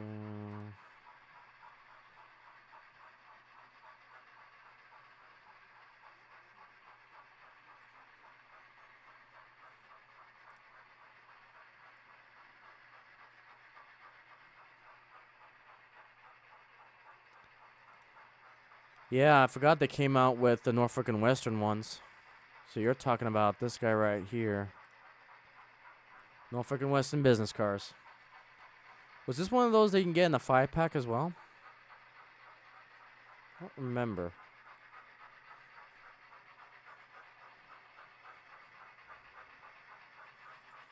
You know, that just kind of reminded me of something.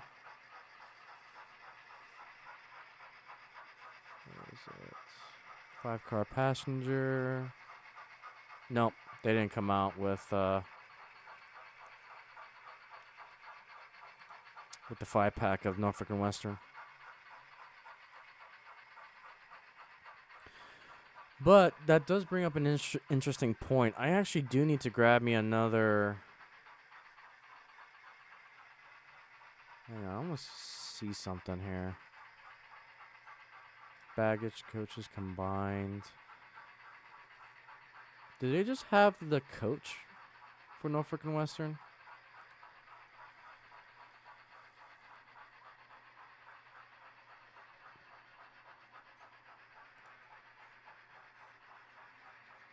It's all PRR.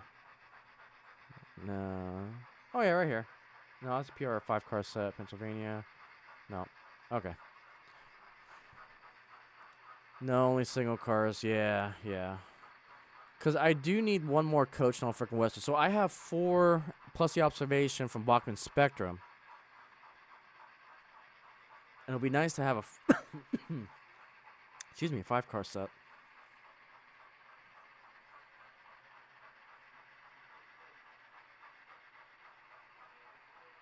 That's strange. I wonder why they didn't come out for the Norfolk and Western in 5-car set, especially with the 611 coming out. Oh well.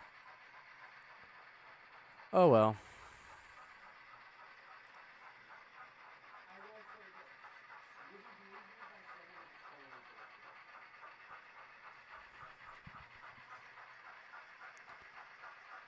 Alright, let's go to...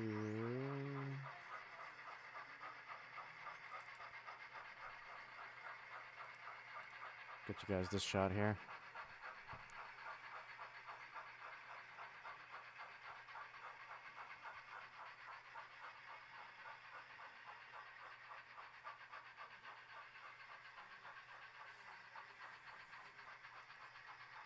So that box car that's on this train had the plastic scale coupler on it, and that broke on me in a heartbeat. And I was trying to replace it with the Katie, and then the screw that was connecting the box to the coupler, the threading completely got stripped out. So I had to re-drill, find a new screw for it. It was a nightmare to deal with. Hey, Bunny Gaming, welcome.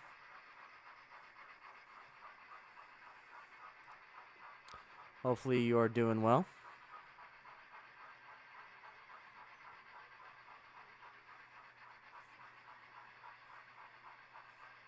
Alright, let's go to this camera, because I think it's about time we have a chase train. Kind of epically fell with the dragon cam a little bit. You know, I think that's one thing I'm going to do is I'm going to get a new drone. One that can auto level. That's what I really need to grab.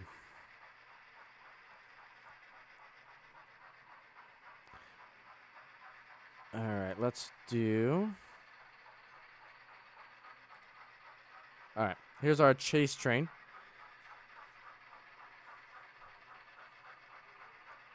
And we'll get on the main line here in a second.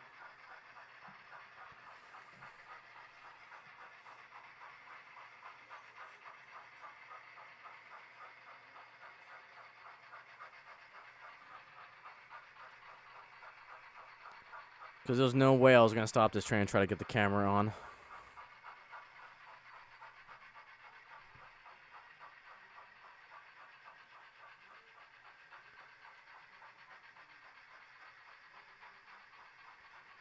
So you're going to try to get a Walters UP coach, but you might try to sell it. Oh, interesting.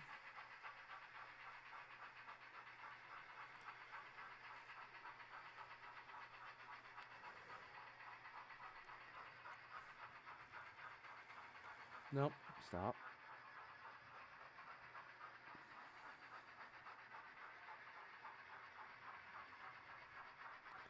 Okay, through.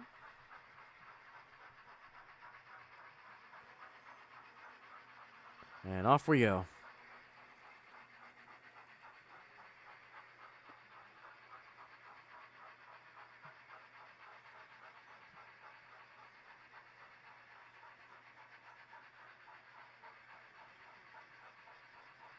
Alright, so we're gonna just kind of park ourselves a little bit over here. No, we'll just chase it down.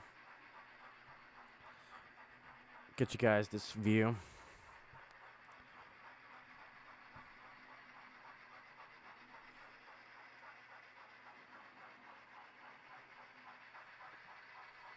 So we'll chase the tail end of the train for right now.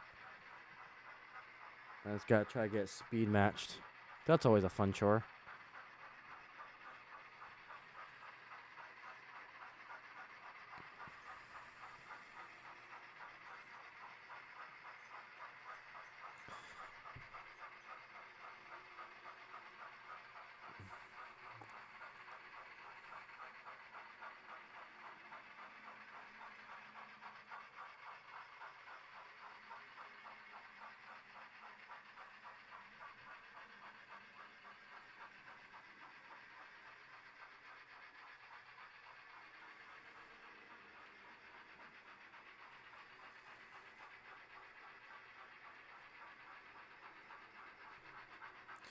All right, so some other things that are coming up, and not this weekend, but next weekend, New Braunfels train show is underway, and that one's usually the best train show for this area. So I'm excited for that train show to happen. Again, if you guys are going to the Braunfels train show, let me know, and I'll get you guys a sticker if you don't have one already. And feel free to say hi.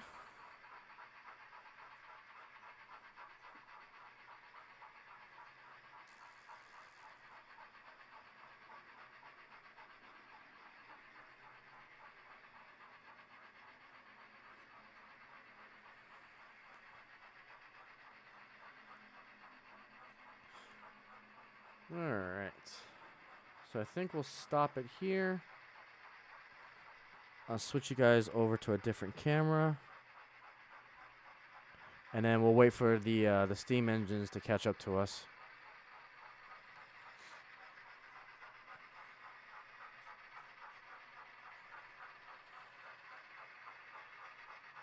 What I could do is actually just go in reverse.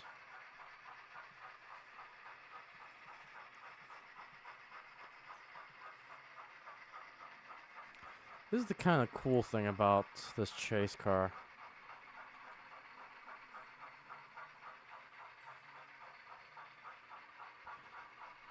I need to utilize this a little bit more.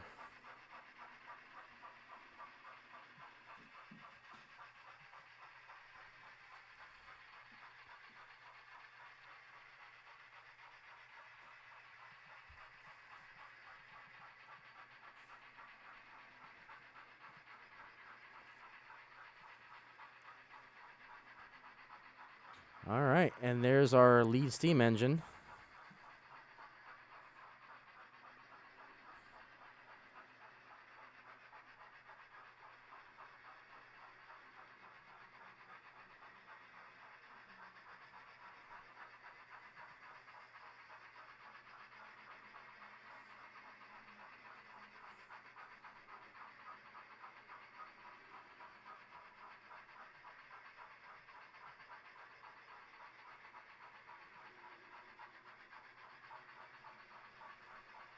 You can see the other two behind it. The Challenger and the 844.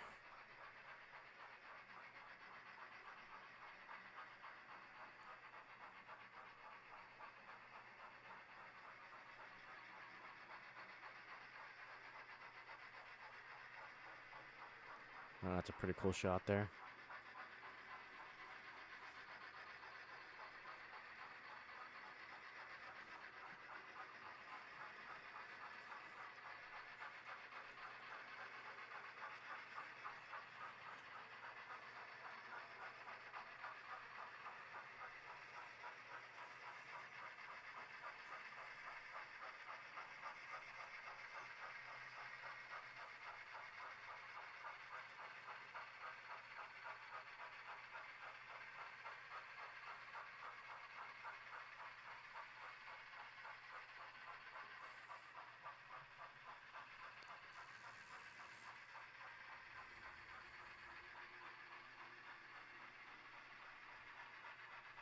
Pretty darn cool. But again, thank you guys so much for hanging out with us tonight. Of all places that you can be on this Friday evening, you guys chose this little neck of the woods on the YouTubes.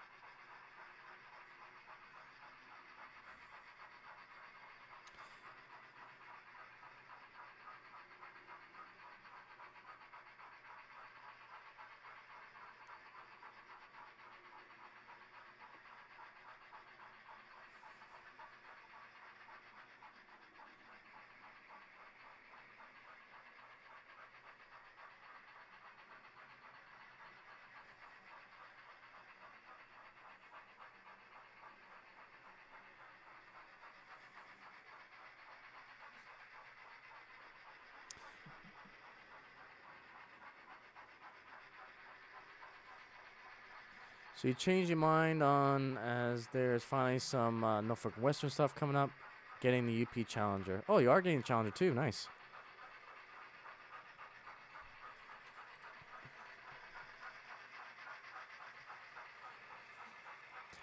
Christmas is going to be crazy because the 2 Challengers are coming out from BLI, from the VIP. 611's coming out from Scale Trains that time too. Breathe, kitten.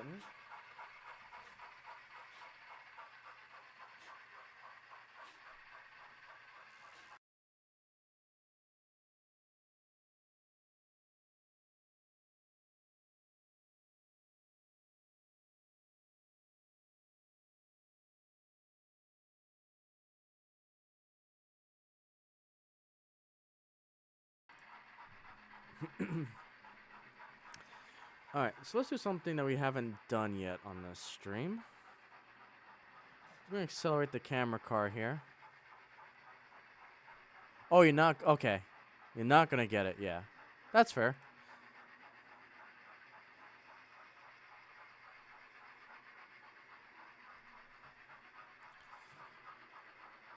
Alright, I'm going to speed this train up a little bit, or the camera car.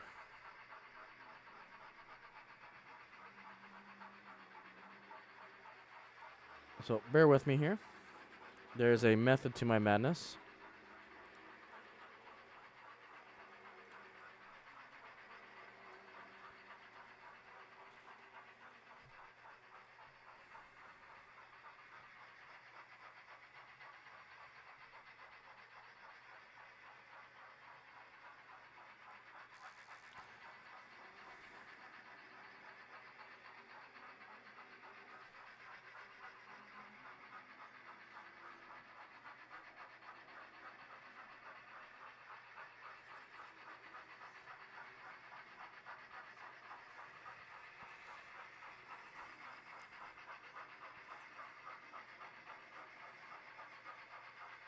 Okay.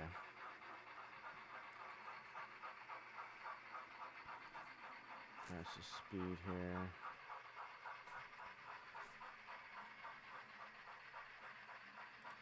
Yeah, no, I get that. That's like with me. I had the Dash 8 Walthers Amtrak diesels on pre-order because I was going to get 2 of them. But they're going to come out the same time in winter, in December. And then all the UP stuff came out. And it's like, oh my goodness. So yeah, I had to cancel that pre-order. Because it just wasn't going to fly with my budget.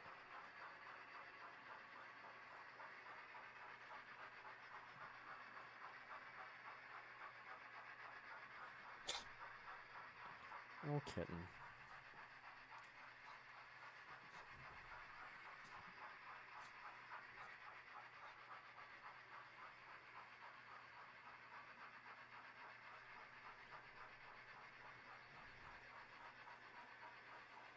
Okay. So what we're going to do is pray that we don't derail first. Like we just did. And we're going to follow our train on the secondary track. What are you doing, kitten? What are you doing? You're stuck, that's why. You got stuck. Oh my goodness. Look who's here. Ray from Around the Layout Podcast. How are you, good sir? I think this is your first time in the neck of the woods. Welcome. Honored. Hopefully you're doing well. If you guys don't know, Ray from Around the Layout Podcast, his channel focuses a lot on the people of this hobby, and especially more towards those that, YouTuber base or layout base. He has a lot of great interviewees that he does on his channel, so highly, highly, highly recommending giving him a subscription.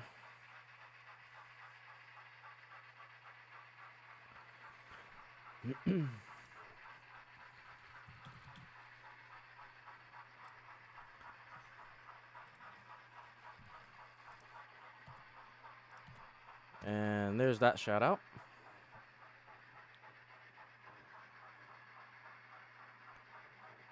Alright, so we're going to get this camera car on the site, on the secondary track here. And the plan is to try to chase it while the train's going around here. It's something I haven't tried yet, and I figure, you know what? Let's experiment with this. So you can see it coming on the side there. I'll stop the train here. So now you'll see that big boy, the Challenger, and 844 go by.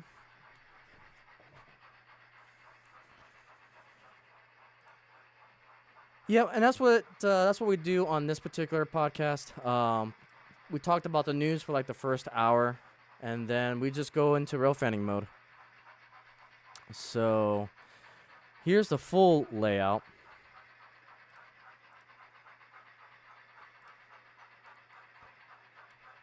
Kind of something you would see on Anthony Dodge's channel. So yeah, this is a complete circle of a Freemo modular. It follows a Freemo track and electronic standards. But as far as bench work, it's a little bit smaller. Freemo calls for a 26-inch. These are actually what we call Minimo, and they're actually 12 inches wide. So that way I can actually fit it in the upper loft here in Texas. Hey, Kyle, welcome back. So this is how I enjoy the hobby. Just, I'm one of those type of people that loves just watching a train go around in circles. This layout is heavily inspired by, the stereotypical running a train around the Christmas tree, where this station, this kind of dispatching station, streaming station, whatever you want to call it, is dead center representing that Christmas tree. So we're in the dead center, and then we got the modulars going around us. And we just have fun. We have fun showcasing HO scale model railroading is what I tend to focus on. And I tend to focus a lot on the railfanning side of the hobby. I do occasionally do some other stuff, but my videos, my shorts, the live stream, all tend to focus on the railfanning perspective.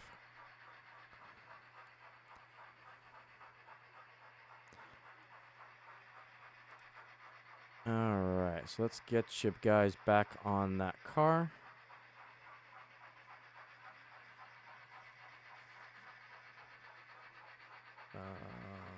Let's see. This one, nope. There we go. Okay, let's continue on our way. So the layout is controlled via Digitrax.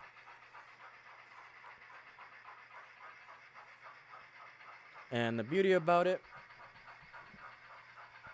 is that I've got an LNWI connected to my command station. And I'm literally controlling all my trains on one tablet with Engine Driver. And so I've got my turnouts that I can control. I got 3 turnouts, excuse me. I can control it from the tab. I literally swipe, and there's my throttles. That's the beauty of this system.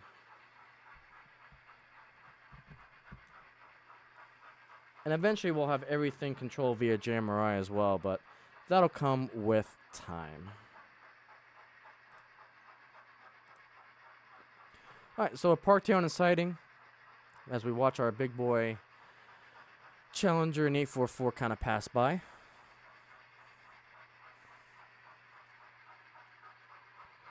Again, I haven't tried this perspective, so I figure, you know what, let's try it and see what happens.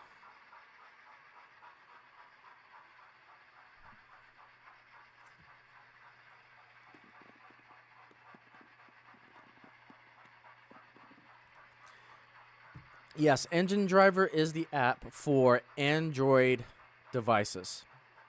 We throw a Wi-Fi throttle. I think it's We Throttle for the Apple.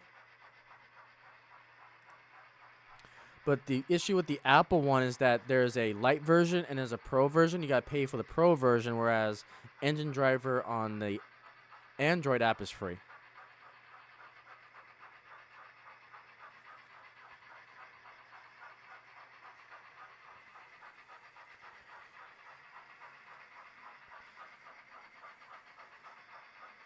All right, we'll scoot back a little bit here. I hope I have enough clearance there. Nope, I don't. That's what I thought. Can't go all the way because the camera's there. Well, lesson learned.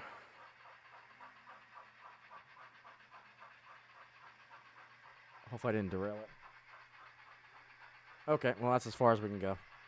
That's fine. So we'll camp here until and see the train run by.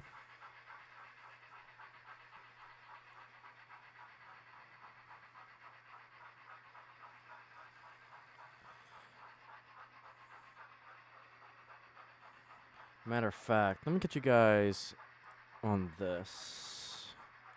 There we go. And then what we can also do is go even one step further and follow it.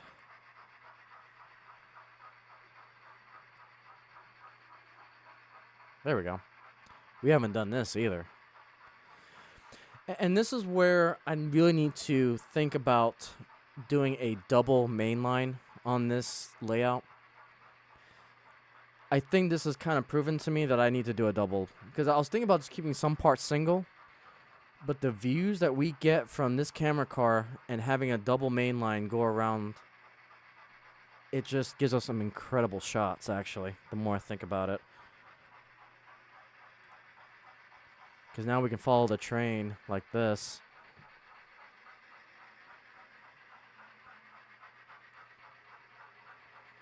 Whereas I'm kind of confined to just a small, like half the layout, I can do this.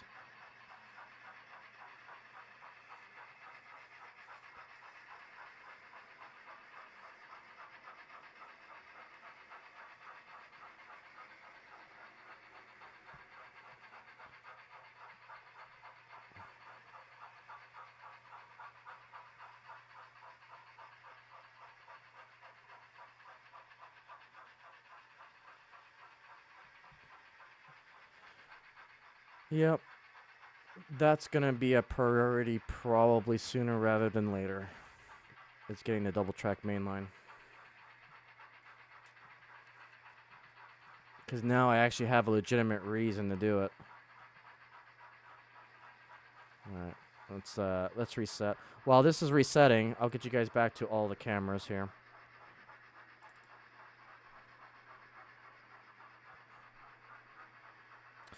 Let's see, 180 is coming into perspective, so we'll do this guy. And there's our big boy going around there.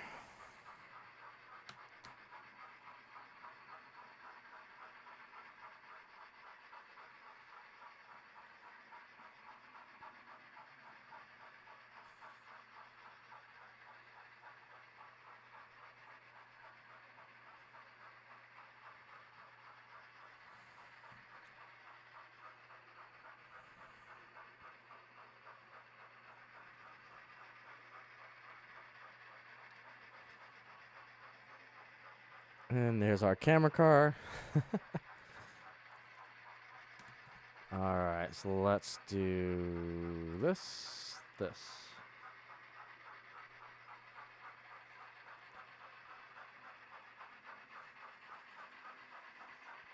So I think what we'll do is we'll try to chase the center of the challenger to get you guys a little bit better perspective there.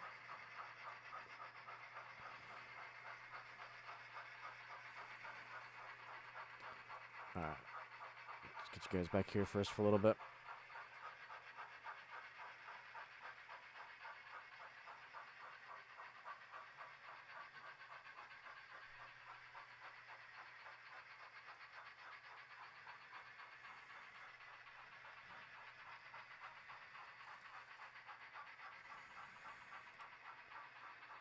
Alright, let's get this timed up.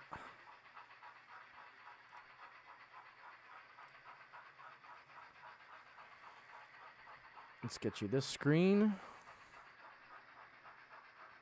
And let us go. Oop, and it'll also help if I go in the right direction. We'll get you that view.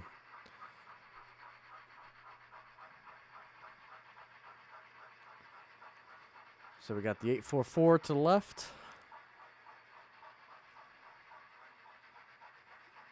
See if we can catch up to that challenger.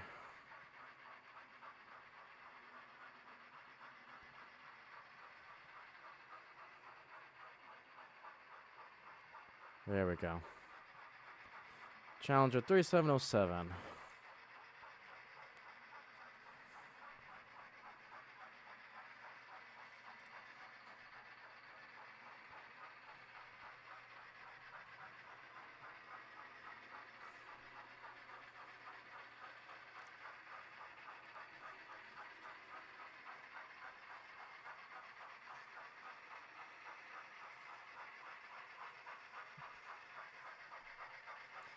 And that's as far as we can go.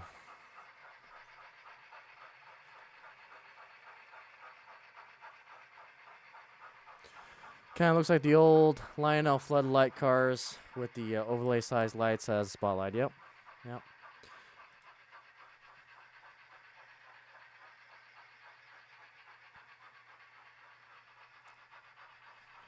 Yep. And also welcome back.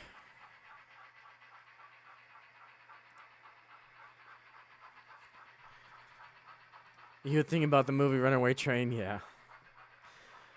But yeah, it just shows that I need to get off my butt and get this thing double mainlined. Like, being able to have a full circuit with the camera train on the siding, it just it opens up the doors for so much more presentation style of this layout. Like, this kind of unlocked the full potential of what we can do. So I need to do that. That's pretty much been proven. There's so many different directions we can go with this layout, but that double mainline I'm having a lot of fun with right now.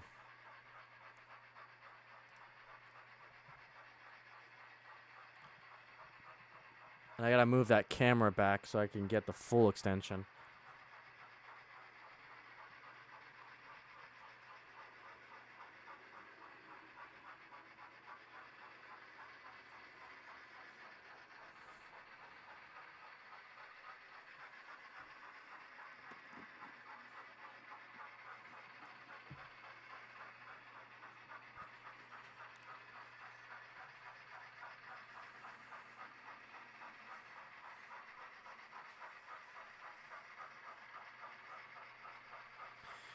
Man, that means that the future layout has to be double mainline.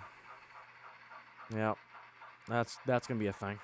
At least the main circle.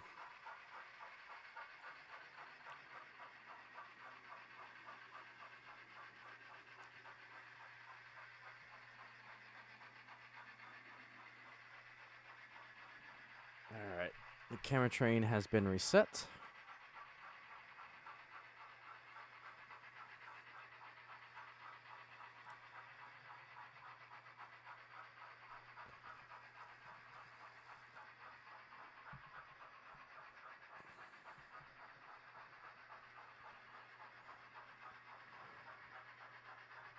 Alright, let's do that.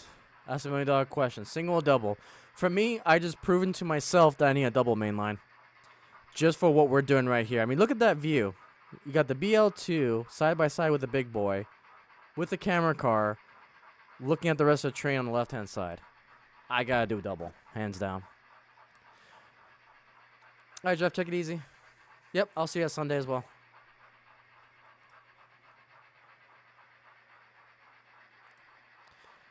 Yeah, I know it's getting late. I know for the East Coast fellows, you guys are at 11 o'clock. It's 10 o'clock here, so I know it's getting kind of late. But we're going to keep on going. Again, you guys can watch us on the replay, and I do appreciate that.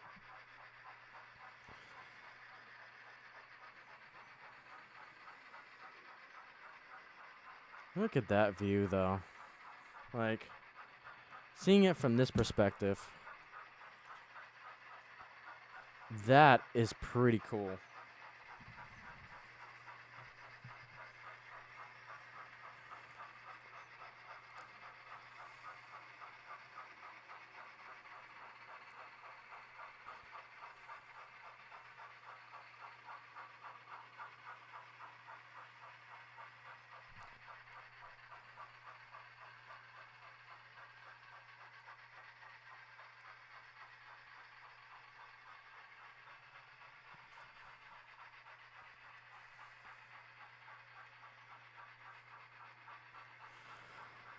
All right.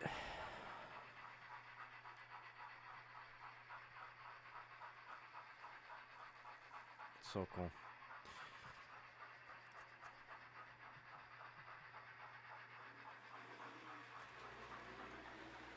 Oh, slow down, you. Thought I was going to have a derailment. Like, oh no.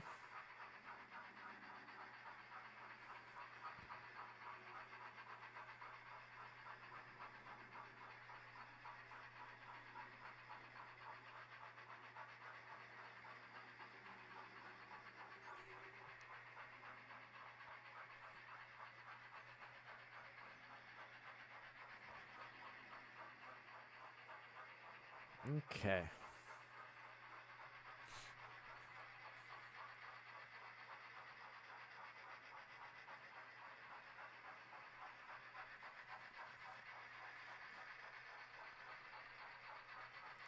Yep, there is line. Yep. Yeah, it's an old. So this engine over here is the BL2 from AHM. It is definitely an old AHM with the pizza cutter wheels. I ended up converting it to DCC. I think it's got an economy decoder in it with a keep alive.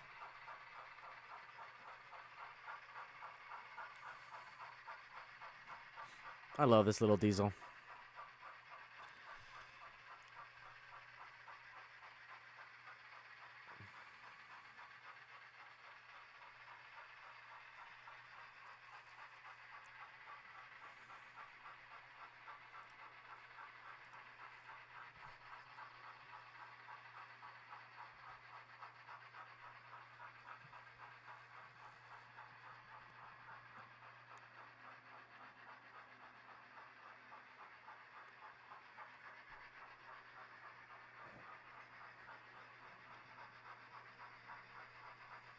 That's pretty cool.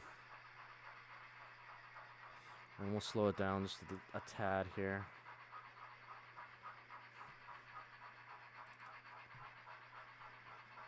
And allow it to pass us.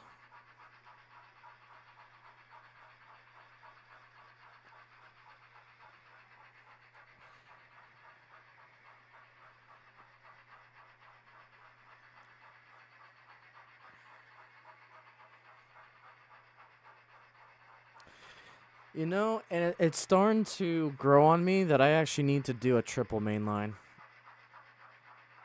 Just for the presentation aspect of it. Because imagine if I had another main line on the opposite side to get it from both sides' perspective.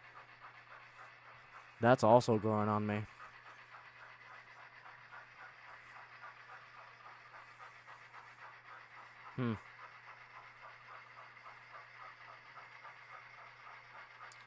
Man, I may have to rethink this layout a little bit. And just keep it triple track all the way through.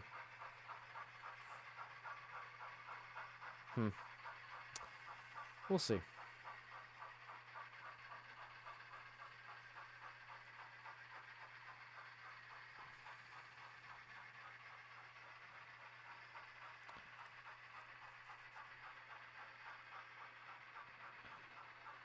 Okay, so I think what we'll do...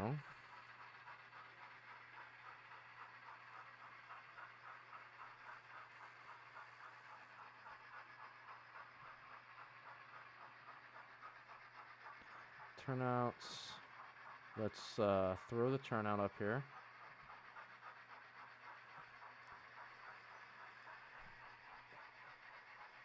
Almost derailed my train.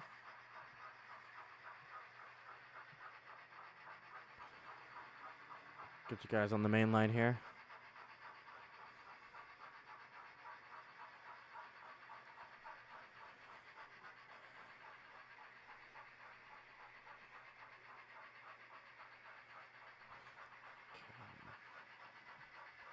Turnouts.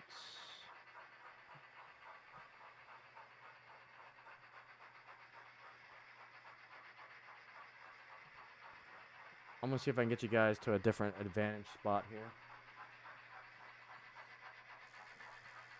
Okay, that needs, which one is that?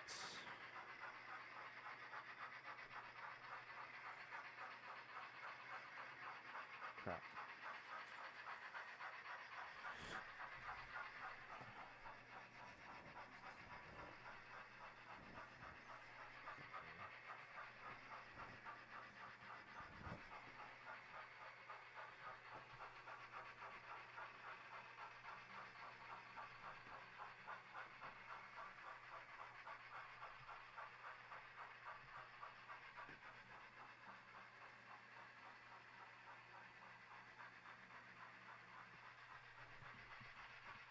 Get you guys some switching action.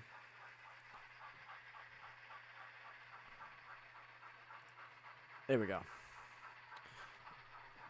I'm not fracking it, right? Okay. Got me if UP did the triple header, I would have to catch it. I don't think they will. Well, they could if they really want to be ambitious because the other museum has the Challenger. In theory, it could be possible. Likely, probably not, but in theory, yeah. They could definitely commuter service on it, yeah.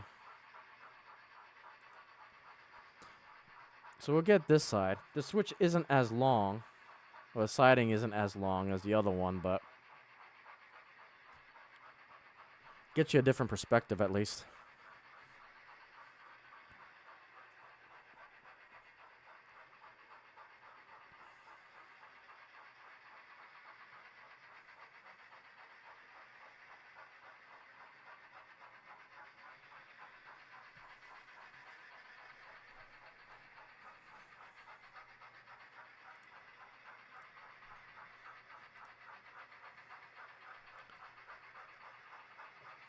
Or you can just hit the building, too. That's also an option. Because stupid you didn't check the clearance. Silly me.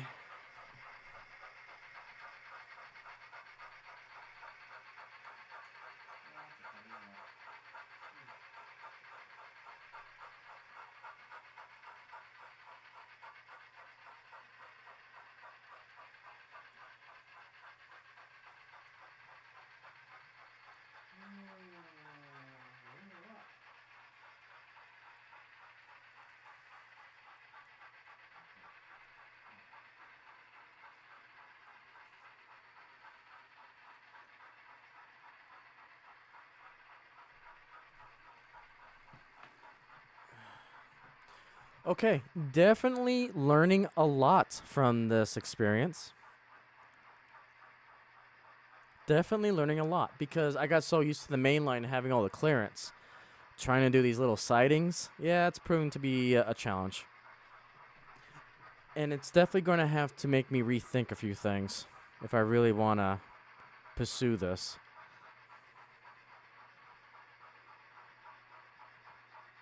It's got me thinking a lot more.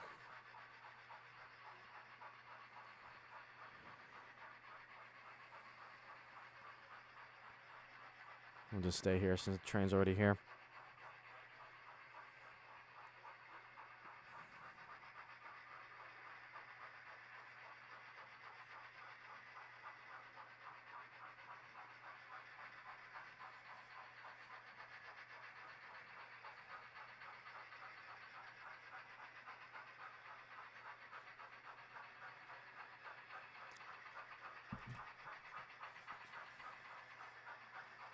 Okay.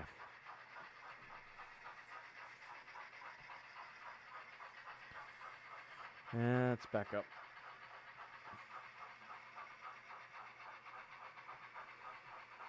What are you stuck on now? Am I stuck on the building? Alright. Let's go investigate.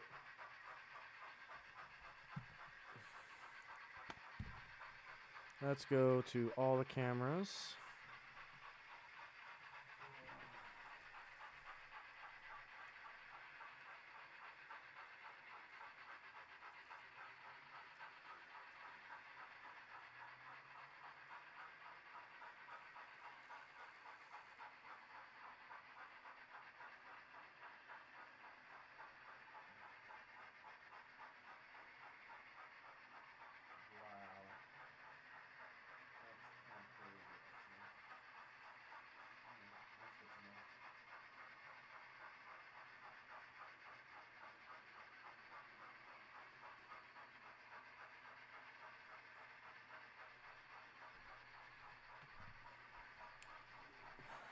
So, interesting fact. That diesel was stopped by a small little Christmas tree.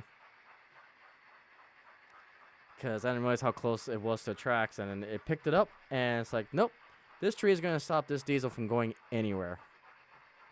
Trees, man, don't want to mess with them. Those happy little trees.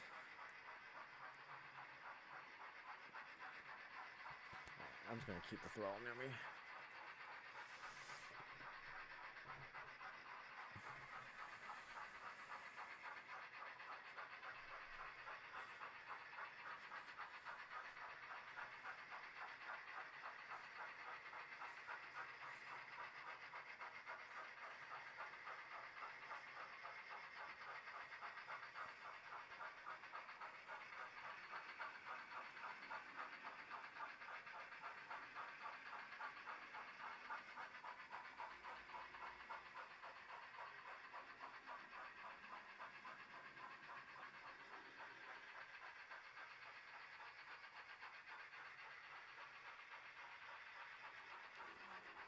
All right.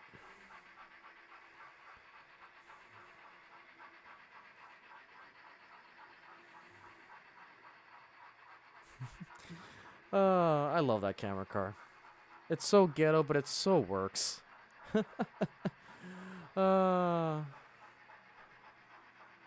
I can't wait to get the Lionel Happy Little Tree cars. I am stupidly soaked for that. All right, let me get you guys on the siding real quick.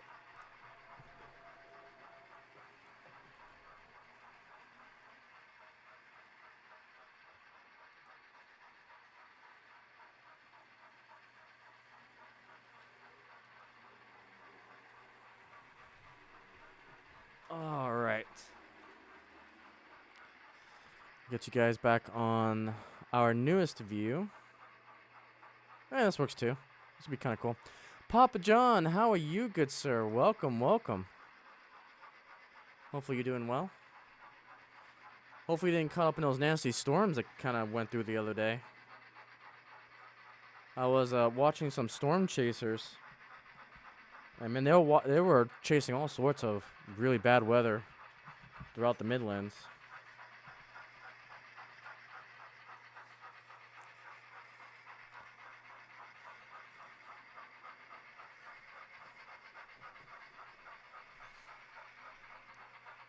All right, camera, don't go crazy now.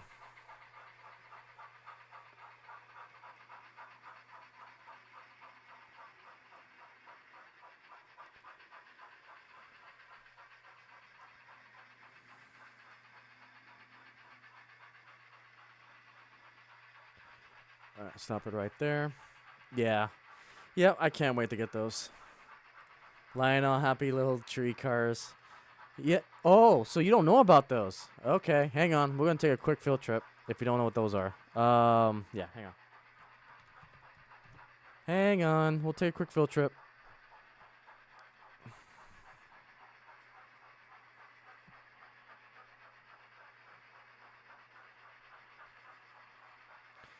Oh my God, 27 tornadoes in Ohio. Jeez.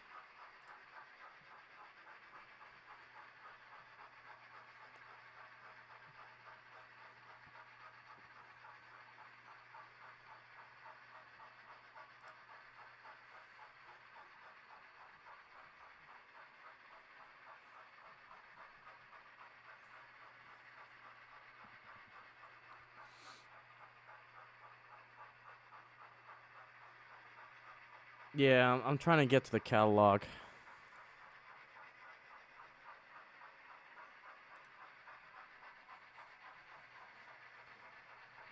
Let me go to my videos actually, because I've got the link in there. You in the valley, you're good? Okay, good to know. Good to know.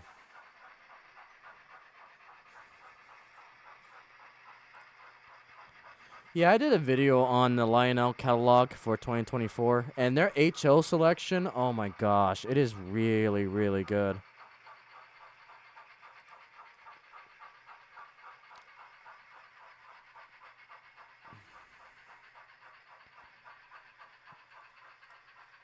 Yeah, just give me a hot minute, we'll get to it.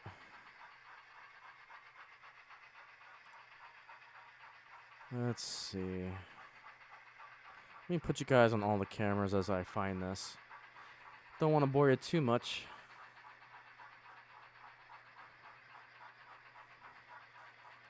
Okay, Lionel.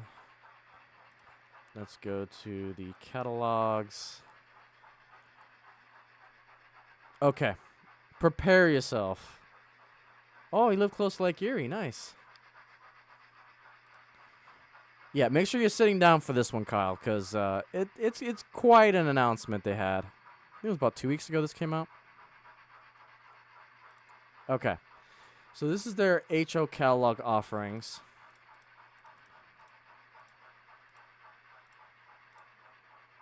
Right here. Happy Little Tree. Bob Ross Tree Gondola car in HO scale. And then we got a Bob Ross car and 2 Mr. Rogers cars. And of course, these are going to come out, I think, in Christmas. So I don't have these pre-ordered yet, but I think Train World just dropped them.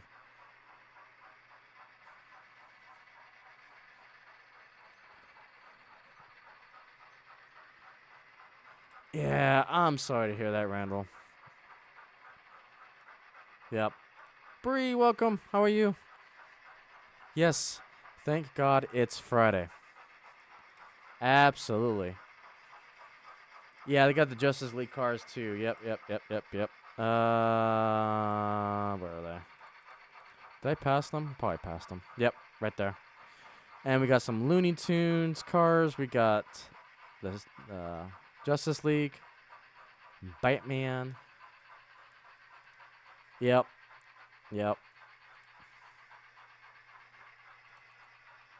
Happy Little Trees.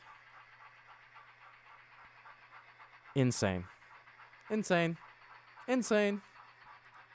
these are really cheap too. I think these are like $29 a car. No, these are $33 a car, which is not bad. And that's MSRP. So let's do this. Let me go all the cameras. Let me go Train World right now.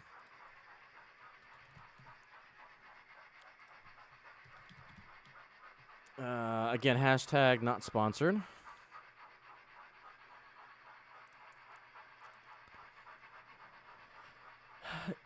There's one that came out that looks so similar, but it's not 100%. But yeah, I want Mr. Rogers trolley, absolutely. 27 at Train World, okay.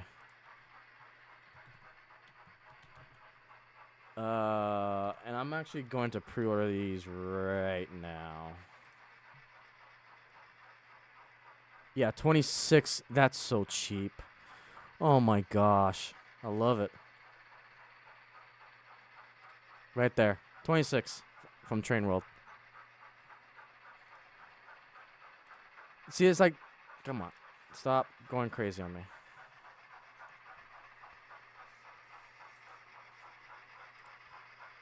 That's so flippin' cool. The Happy Little Tree Farm Bob Ross.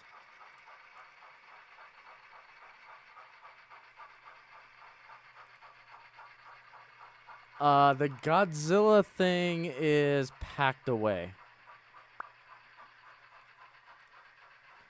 That layout is kind of discontinued at the moment because I've got this layout. But I should probably I could probably put down this layout somewhere. I gotta find Godzilla. So back in the day,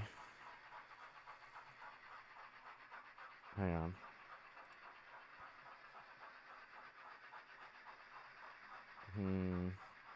If you guys watched my very early videos on this channel, where's my videos?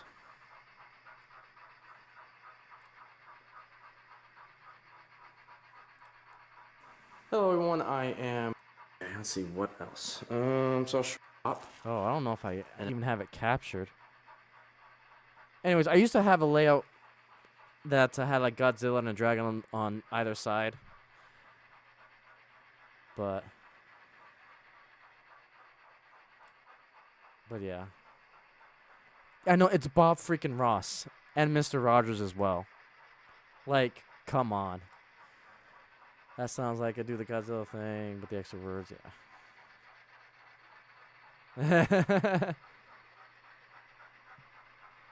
yeah.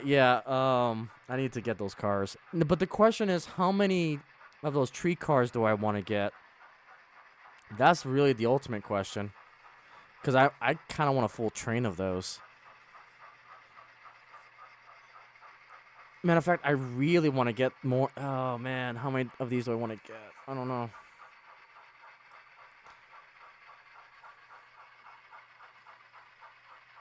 Yeah, Lionel just did fantastic.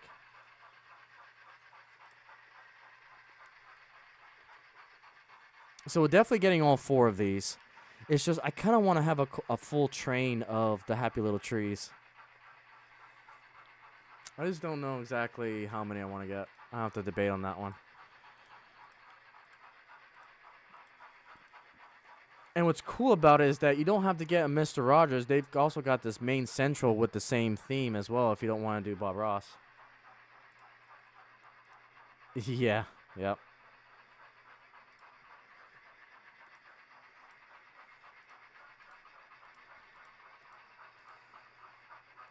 This catalog was the best HO catalog from Lionel yet. There's just so many good things. Like, it was a surprise out of nowhere. This catalog came out, and it's like, here, be happy. See, and here's the other thing, too, is that we got the Christmas train version of that freight car as well. So, there's so much we can do. Instead of DoorDash, it's DearDash. I didn't even see this when I went through this catalog. It just I completely missed it. DearDash. Wow. Oh, no. That's amazing. I completely missed that. Oh, that's great.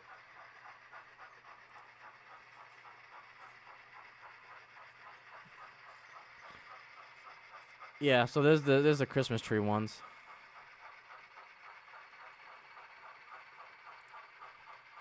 Does anyone still make cheap pine trees in bulk? Woodland Scenics. I don't know. It depends on what you define as cheap, but I know Woodland Scenics, Scenic Express, you can make your own, potentially. You just look through the catalog. Nice. Yep, DearDash. Well, yeah. I really need to budget December better. There's so many things coming out. Yeah. And then Halloween, and the Halloween stuff coming out, too. Like, I've got nothing for Halloween, but yet Halloween has the best potential for a fantasy holiday train. Oh, I just noticed this too. There's the Black Christmas tree in this set for Halloween. Look at that. They don't sell it by itself, though. I wish they'd sell it by itself, but it's part of this Halloween train. Oh, yeah, Papa John. Absolutely. Lionel killed it this year. Absolutely killed it. Don't show that Halloween. Yeah, I know. I know. Yep. Yeah, and you can make it yourself. I just don't. I want to spend that time converting my engines to DCC, though. So I don't mind paying a little bit more just to get it already made and ready to run.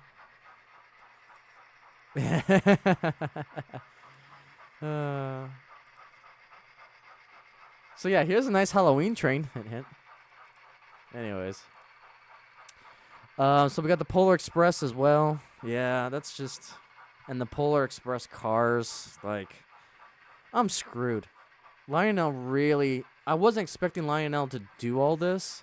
Lionel was just the random... You know...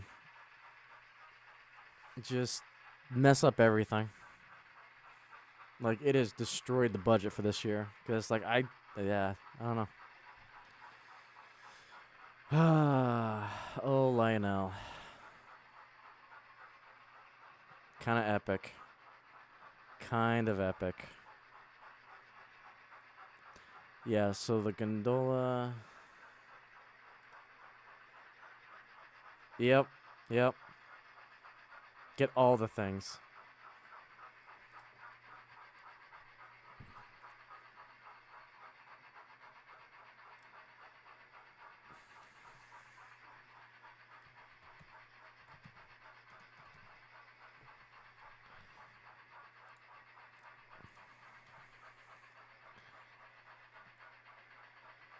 Yep. Could you imagine if they ever got the license for anime? Think of Bleach, MHO, and Naruto, One Piece, DBZ cars. I would go bankrupt. Yeah, I think the only one though that has like licenses to anime is Kato and N-Scale. I think that's the only thing. I don't know who would. I think Lionel, but I'm not sure if Lionel would go after, because they're the more American kind of licenses stuff. But yeah, if they get anime stuff, Lionel would be the company that would have it. You want the NYC passenger train, Lionel? Nice. Yep, Polo Express. Yep, absolutely. Someone's saying I'm right. I'm going to message you randomly now. Fair enough. Yeah. I don't see a crossover between Sailor Moon and trains, though, or boxcars per se. Someone will have to custom make it. But the minute they get that crossover, it'll be insane. Yeah, and actually, the closest one would be, like I said, Kato and N-Scale, because they got the bullet trains, and they have some themed N-Scale stuff. Like, they've got the Hello Kitty in N-Scale. I think they came out with Pokemon ones that long ago, but...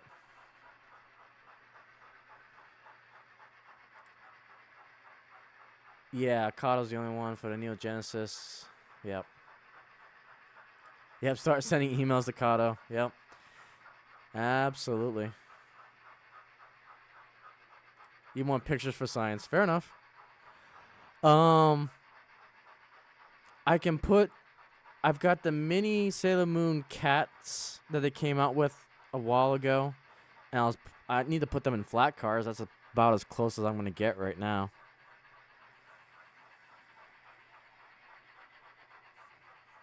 Yeah. Alright, I want to see if I can find that Halloween Halloween.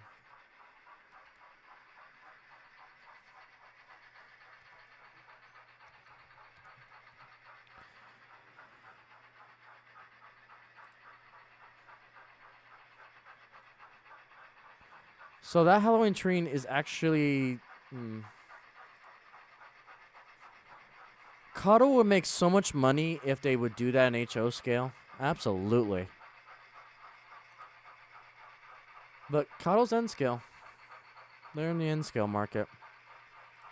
Okay, so here's a Halloween train for $300, but it is Bluetooth control.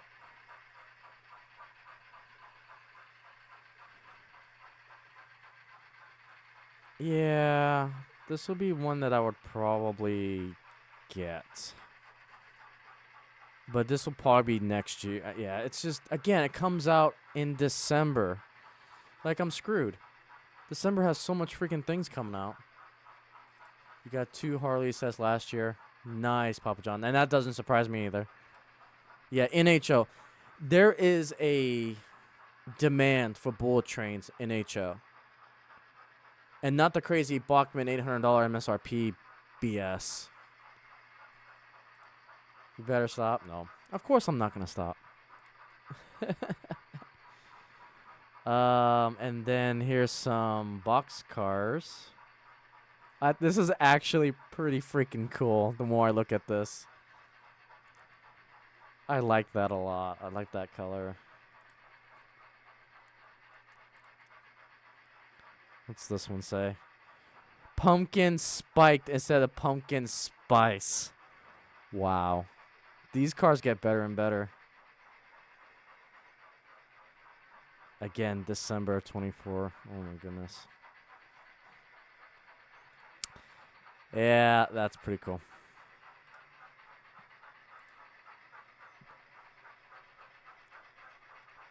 You got an O-gauge Timken bearing set also. It's Halloween is purple. Yep. Yep. Yep. Yep, yep.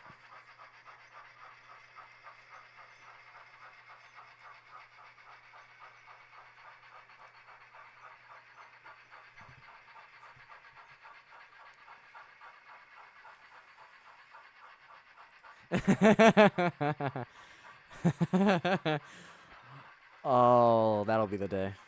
That'll be a day.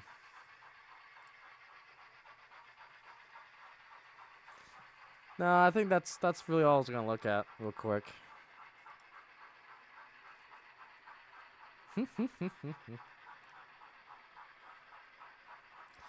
There's so many good things. So many good things coming out.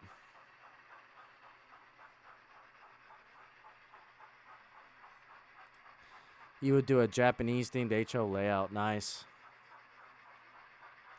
I mean, for now, you got N scale. N scale is king in the bullet trains in Japan and Kato and everything. But yeah, I don't see. I mean, there's a demand. It's just I don't know which manufacturer will take the plunge. Besides Bachmann, Bachmann's really the only one, and they just do American stuff.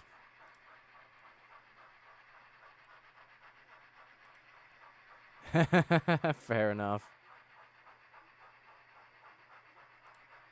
I would laugh so hard.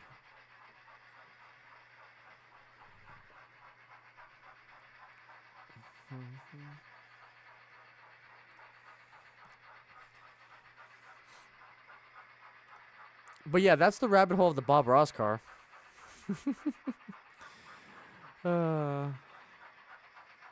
That is the massive rabbit hole that is.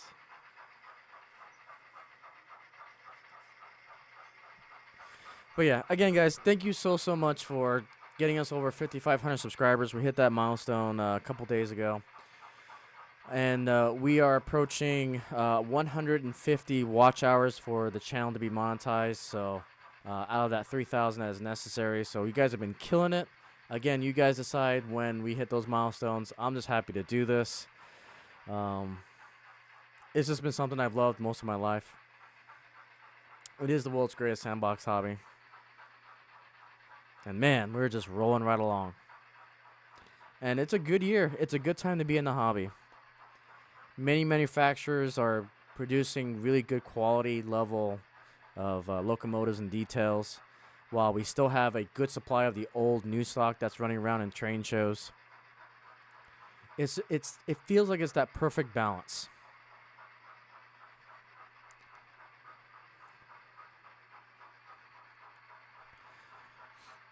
It is a great balance to be in.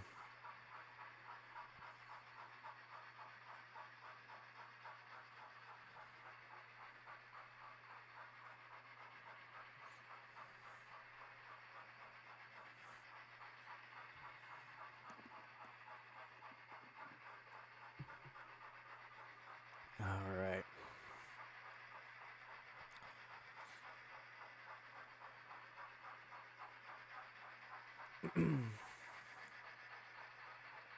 Let's get you guys back on board here. Or should we try to attempt another dragon cam run? I think we try that. Let's go to the drone. Let's attempt to fly again.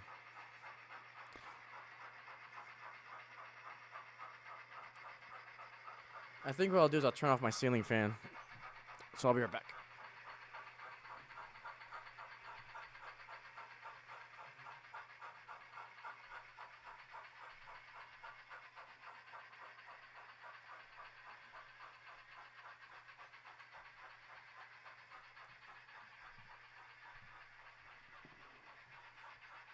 Okay.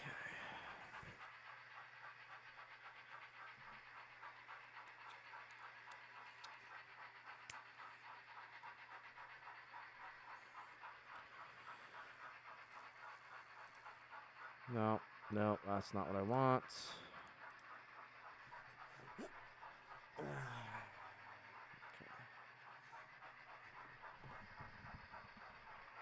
Okay, let's do that.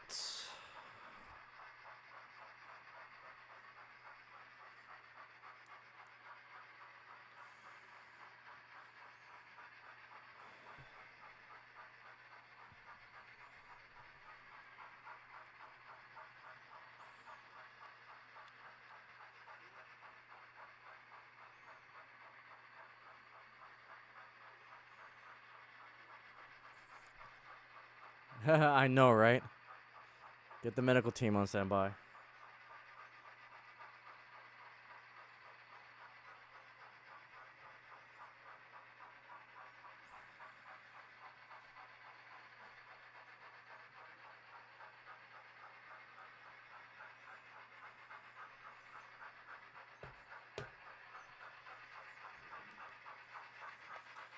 I appreciate you. I appreciate that, Bree.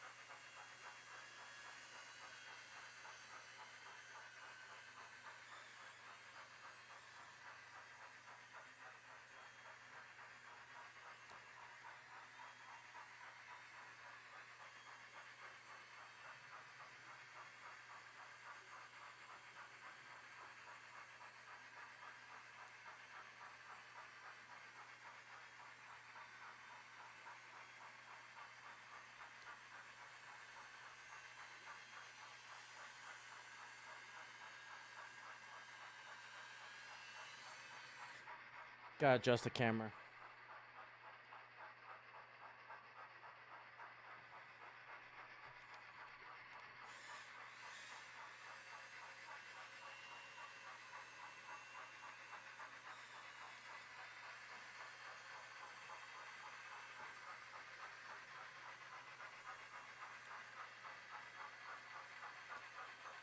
Peak adulting, yeah, pretty much.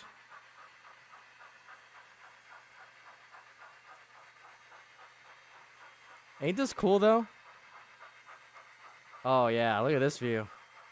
It's so much easier having the fan off. Look at the 3 steam engines down there.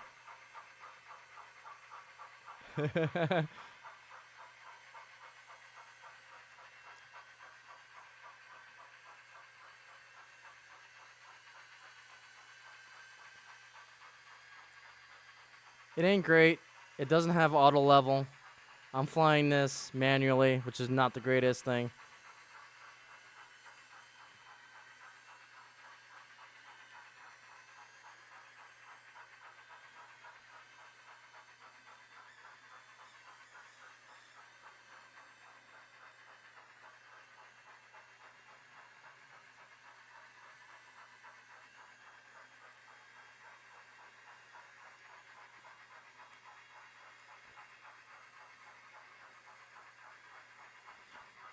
Don't be. I still need to figure out how to fly this thing from time to time.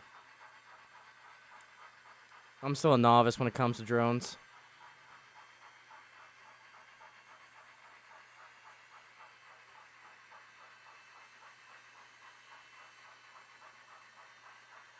There we go. There we go. All three.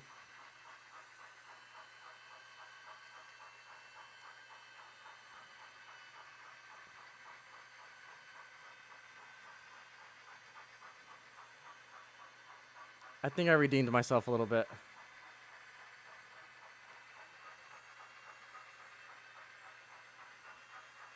They're plastic. They are plastic propellers, and they have cages around it, so it can't hurt me.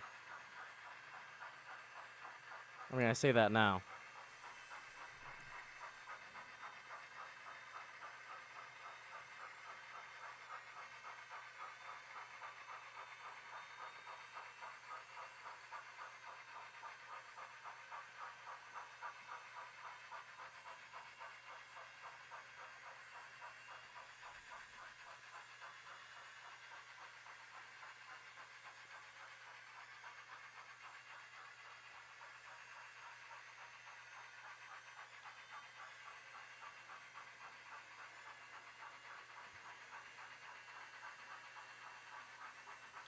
Yeah, this ain't the easiest thing to fly.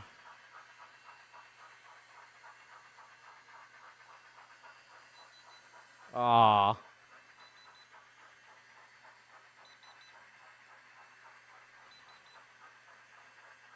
We'll follow it just a little bit here.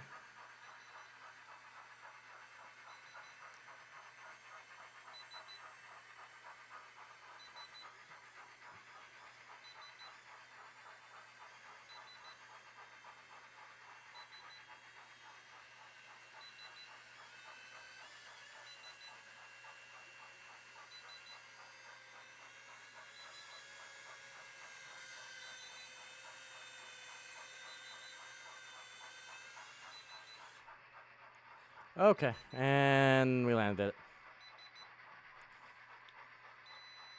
So, Bree, it was fully charged. I only get like 15 minutes out of each battery. And it comes with 2 batteries, so I can fly twice for about 30 minutes. It's a very entry level. It's a very entry level. It's like the cheapest drone I can get to test to see if I can live stream from a drone. And we can. So, yeah.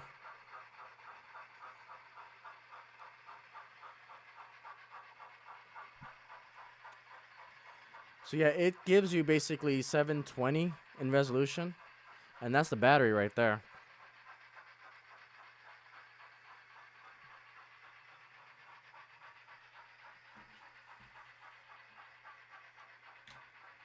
And my other one is actually finished charging, so I could go again if I want to, but I think I'm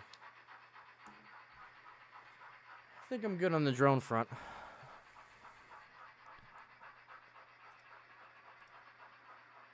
Oh, no, this is not the view I want. Hang on. This is not the view you're looking for.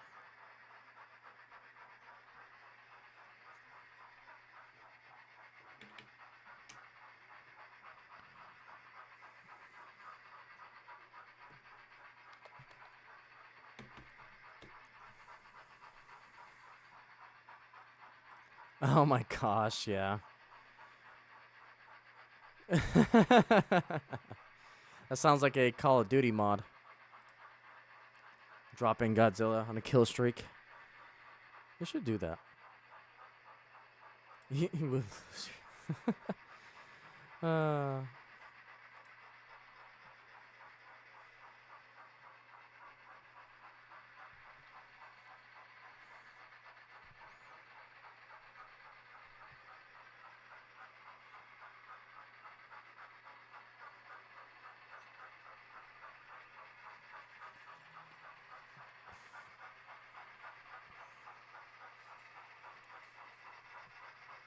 They did do that before? Oh my goodness. Alright, let's get you guys back on the camera train here. If I can find my view. Okay. Let's get you back on this. Because this is what I was originally testing out. They dropped Godzilla and Kong on the maps. Is that the new Godzilla v Kong movie that just came out? I haven't watched it yet, so that's probably why I'm not getting any of the references. Which makes sense.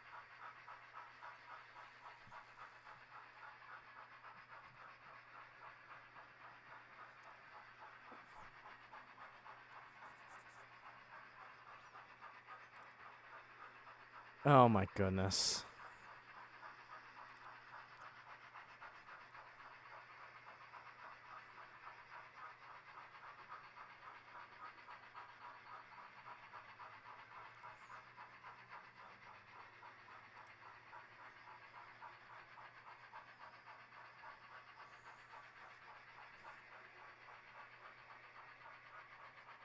Kind of racing the big boy a little bit here. Let's get you on this view. Look at this. We're almost speed matched the big boy.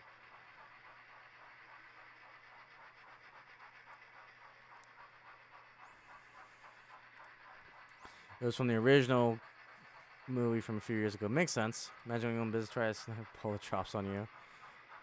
Oh, jeez.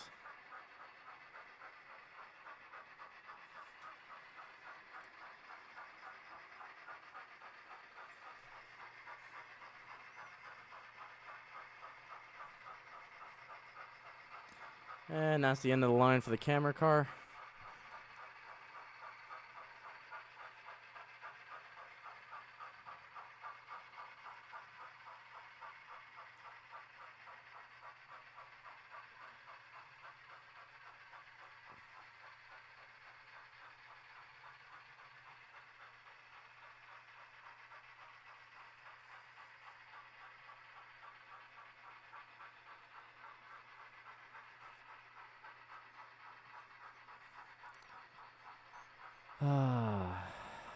Love it. There's just something about the hobby.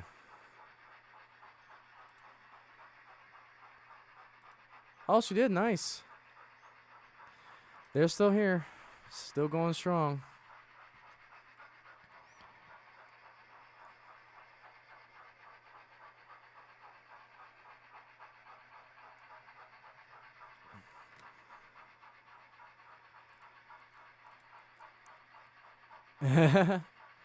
Oh, cool. Appreciate that. I mean, you can just tell from the walls. Like, this is just a portion of the collection. There's still stuff in boxes. There's the closet that Kirby Yard will be in eventually.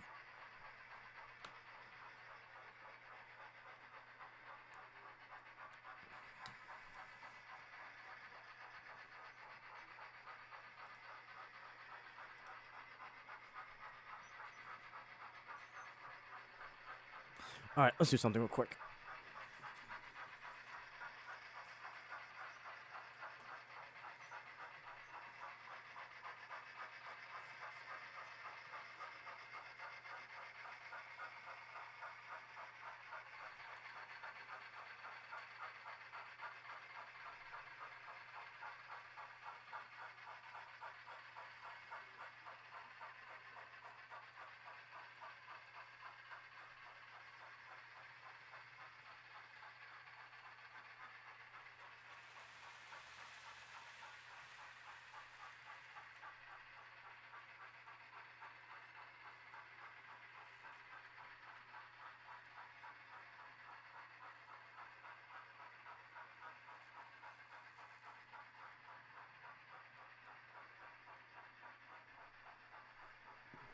All right, we did it.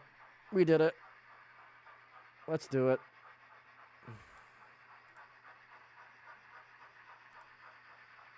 Welcome aboard the Union Pacific triple header train. Right in front of you, you see the northern In front of that, you got the Challenger, and then you got the big boy. This is going to be an epic view for you guys. Welcome aboard. Look at that turn. Ain't that a view?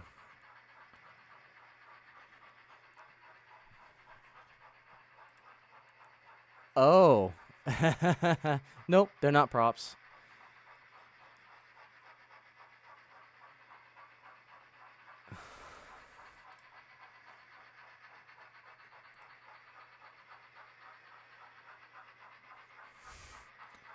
Word. That's all I gotta say. That's all I got to say. Anywho.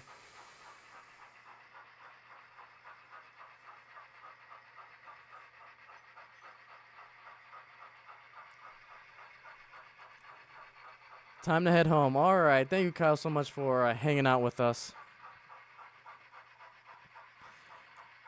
I appreciate that. I have no idea how long I'm going to go for. I'm having way too much fun with this train. This is probably one of my more favorite ones I put together in a while. Yeah, so that closet there has a whole bunch more stuff in it.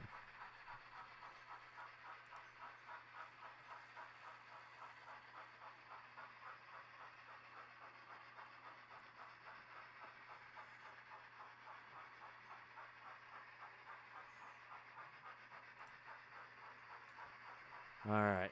Here comes a passing review.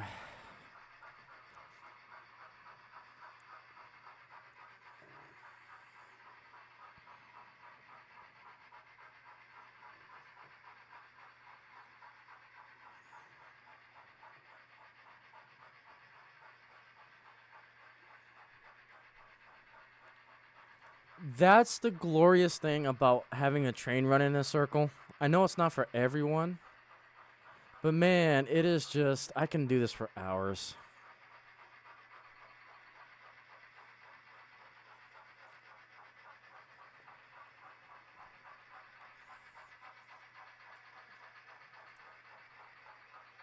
Yep.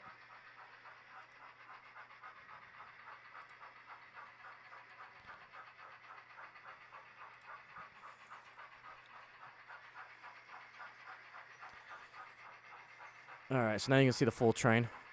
Passengers on the left, the locomotives on the right.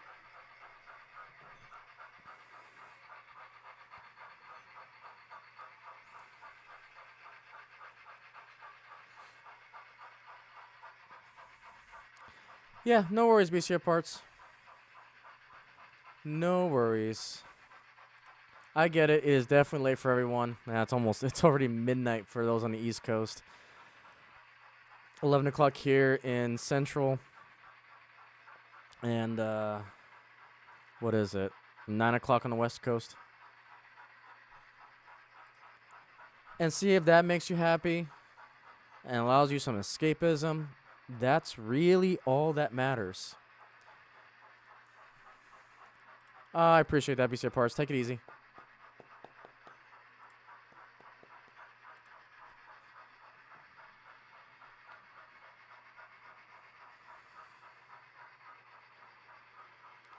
Yeah, I'm hoping to add some more elements to. I just want to see how far can we take a simple circle layout.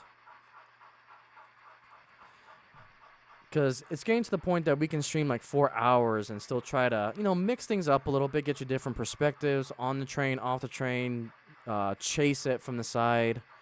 We got the drone cam. I want to eventually add the ceiling camera that BCR Parts idea had, so that's something that I want to look into. See if we can automate a camera to follow the train around the layout.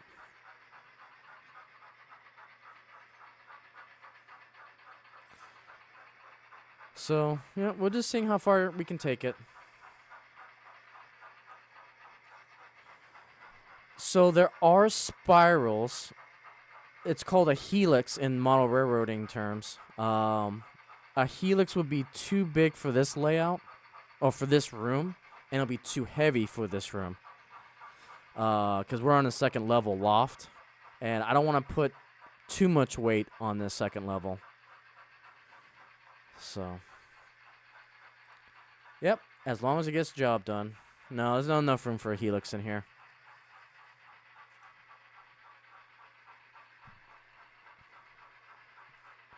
No, helixes is like, oof. A simple helix would take like a quarter of this layout, just to give you kind of the perspective of how big helixes are. They're a beast.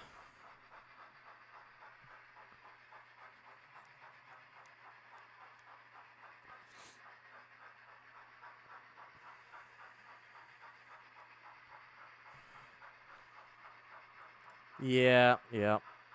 No, I am confined to this space. But to be honest, this is more space than I've ever had to do something like this.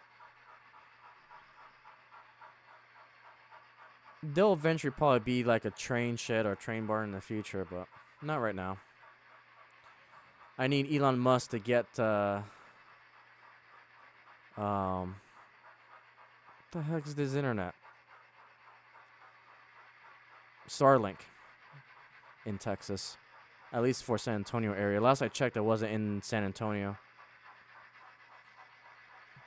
Yep, Sparky29. Or yeah, Sparky107 has his helix, and it is a massive beast.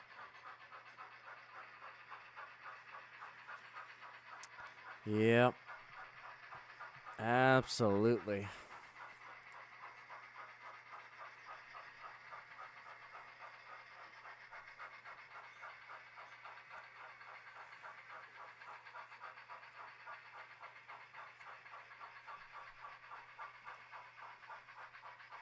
We need all. Yeah, absolutely. Absolutely. Because that's the thing, too, because I've seen there's a very famous, like, pop news YouTuber by name of, oh my god, I can't even remember. Crap, the name escapes me. I just had it. When it comes back to me. Anyways, he took like 4 Starlink dishes, and you're able to put it together into like one connection point, and it's amazing. Hey, Steve87, welcome. I am doing well. Hopefully you're doing well. We're just chilling right now. We talked about the news for the first hour of this stream. And right now, we're just railfanning. Well, right now, we're a passenger. The Quarterling. That's his name. The Quarterling. He basically he bought the farmland, and then he uses a Starlink. He has like, it costs him like $2,200 a month just for freaking internet. But it's like, it's the ultimate dream, right? Because it's like, you get the own property, you get really good internet.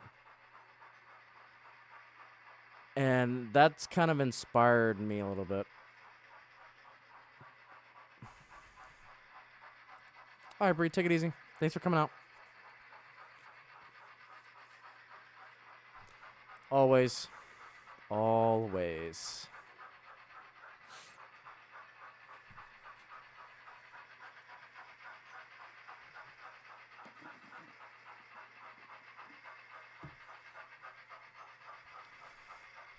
All right, Papa John, take it easy.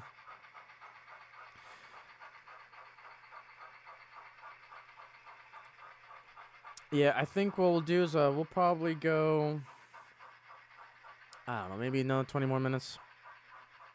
We've got a good 4 hours in. We'll see. I'm feeling kind of good, though, like maybe 45, because I took a nap before this stream. But I do have the NMRA meeting tomorrow, along with Elmendorf, so we'll see. I really don't want to disassemble this train. It's such a good train.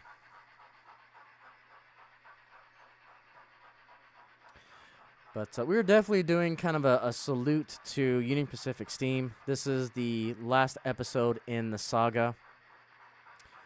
2 streams before this one, we did the Challenger. And then the stream before this one, we did Challenger and 844. And now we're completing the saga with the big boy.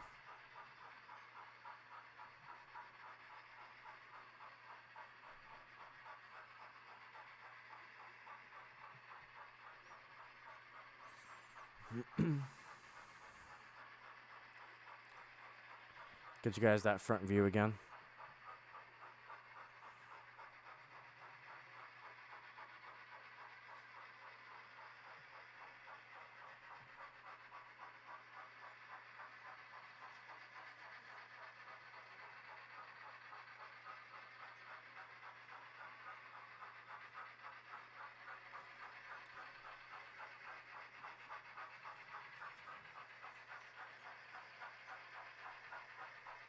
Pretty cool.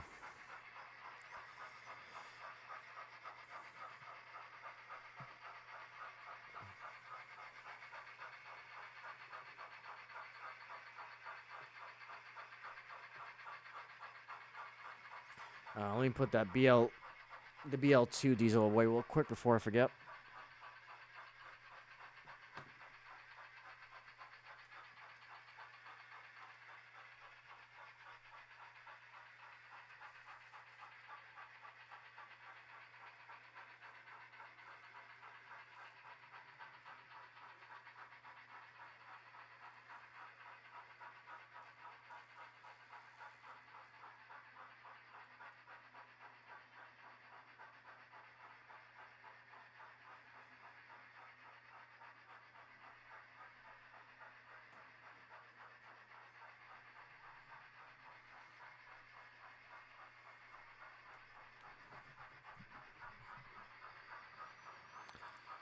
Okay, let's do all the cameras.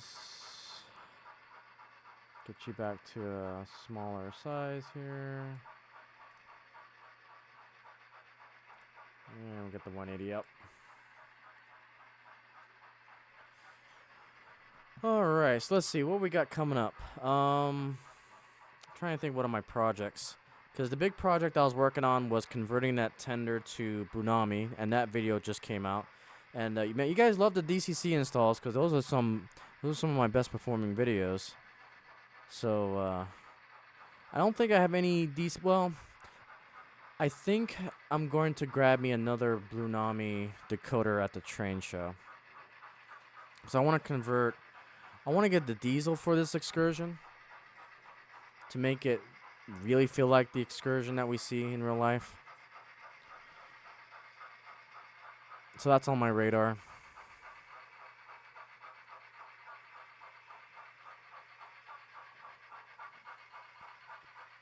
But, you know, we'll still have the typical fun run videos. That's kind of been my big focus.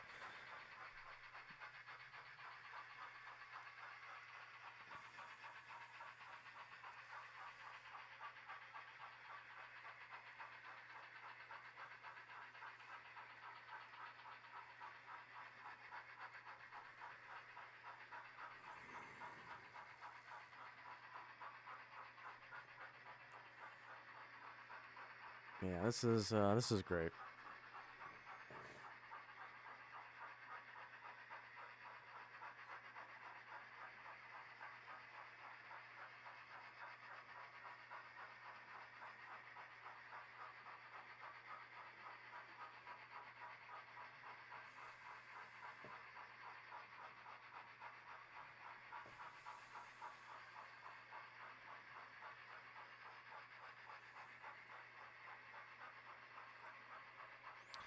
All right.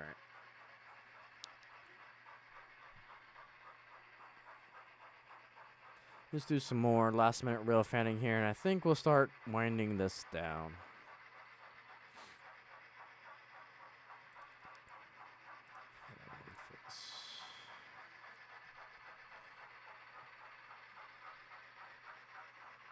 Alright, let's get to Phoenix Point.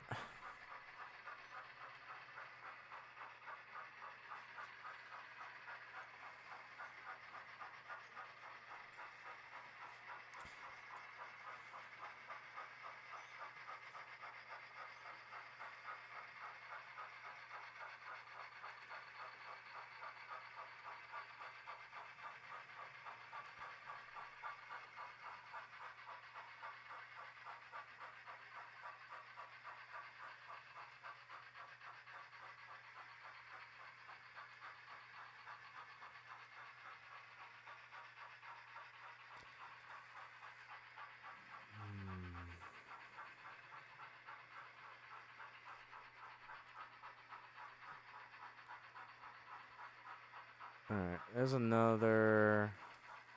Get you this. Oh no, but that's frozen, isn't it? Yep, that's not working.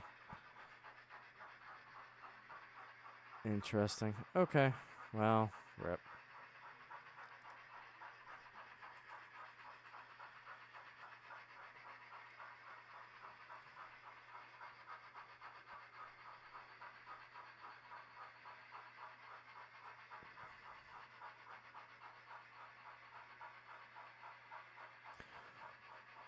Alrighty. Well, now I'm starting to definitely get the yawns. So I think what we'll do is we'll give the engineer a yellow signal.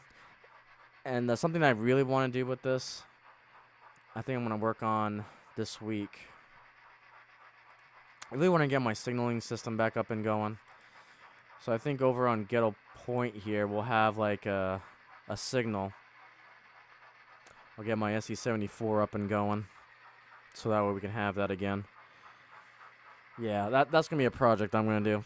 So that way we can see the signaling system a little bit.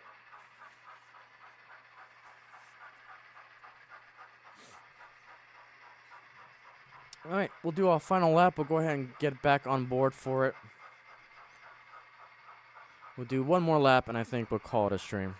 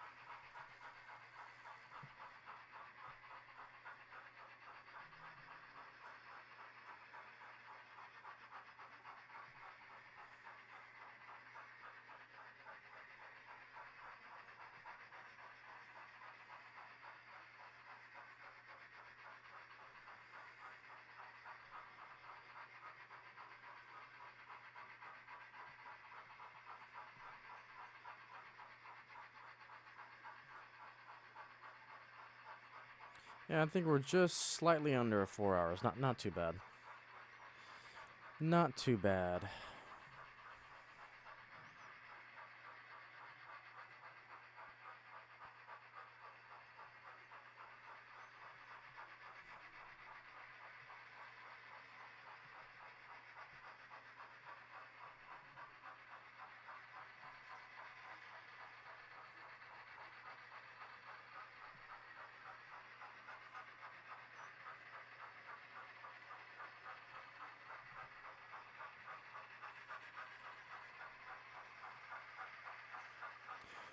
Alright, well, we'll give the red signal and we'll have it parked in front of the wave modular. And call it a day.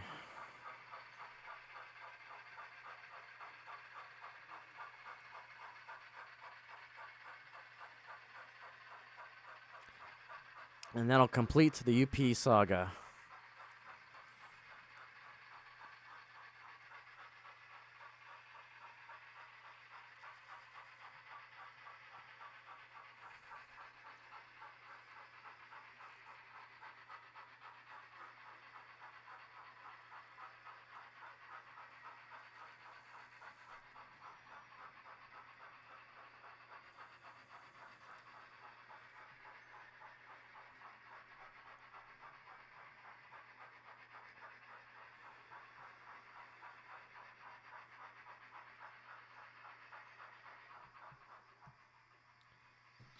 Alright, well, there we have it. The big boy 4018, the Challenger, and the 844 in the back. Releasing all that steam pressure. Love those decoders. Love those decoders. Alright, guys, well, we're going to call it a stream. Thank you guys so much for coming out again. Greatly appreciate all the support. All of you that are going to be watching this on the replay, all the subs. Again, thank you guys so much for all the support that you guys give us.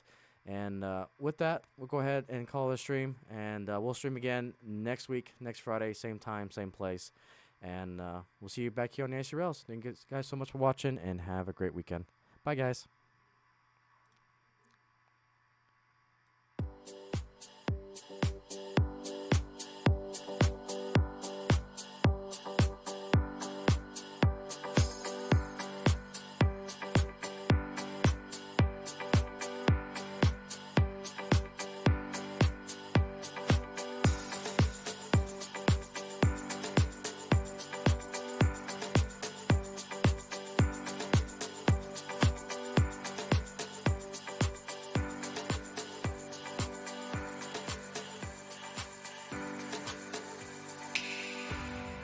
I won't give up, taking all the time to get to you, and no one delivers any of the feelings that you do.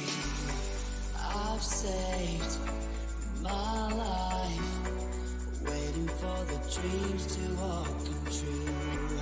Then I saw that you are everything I need to get me through.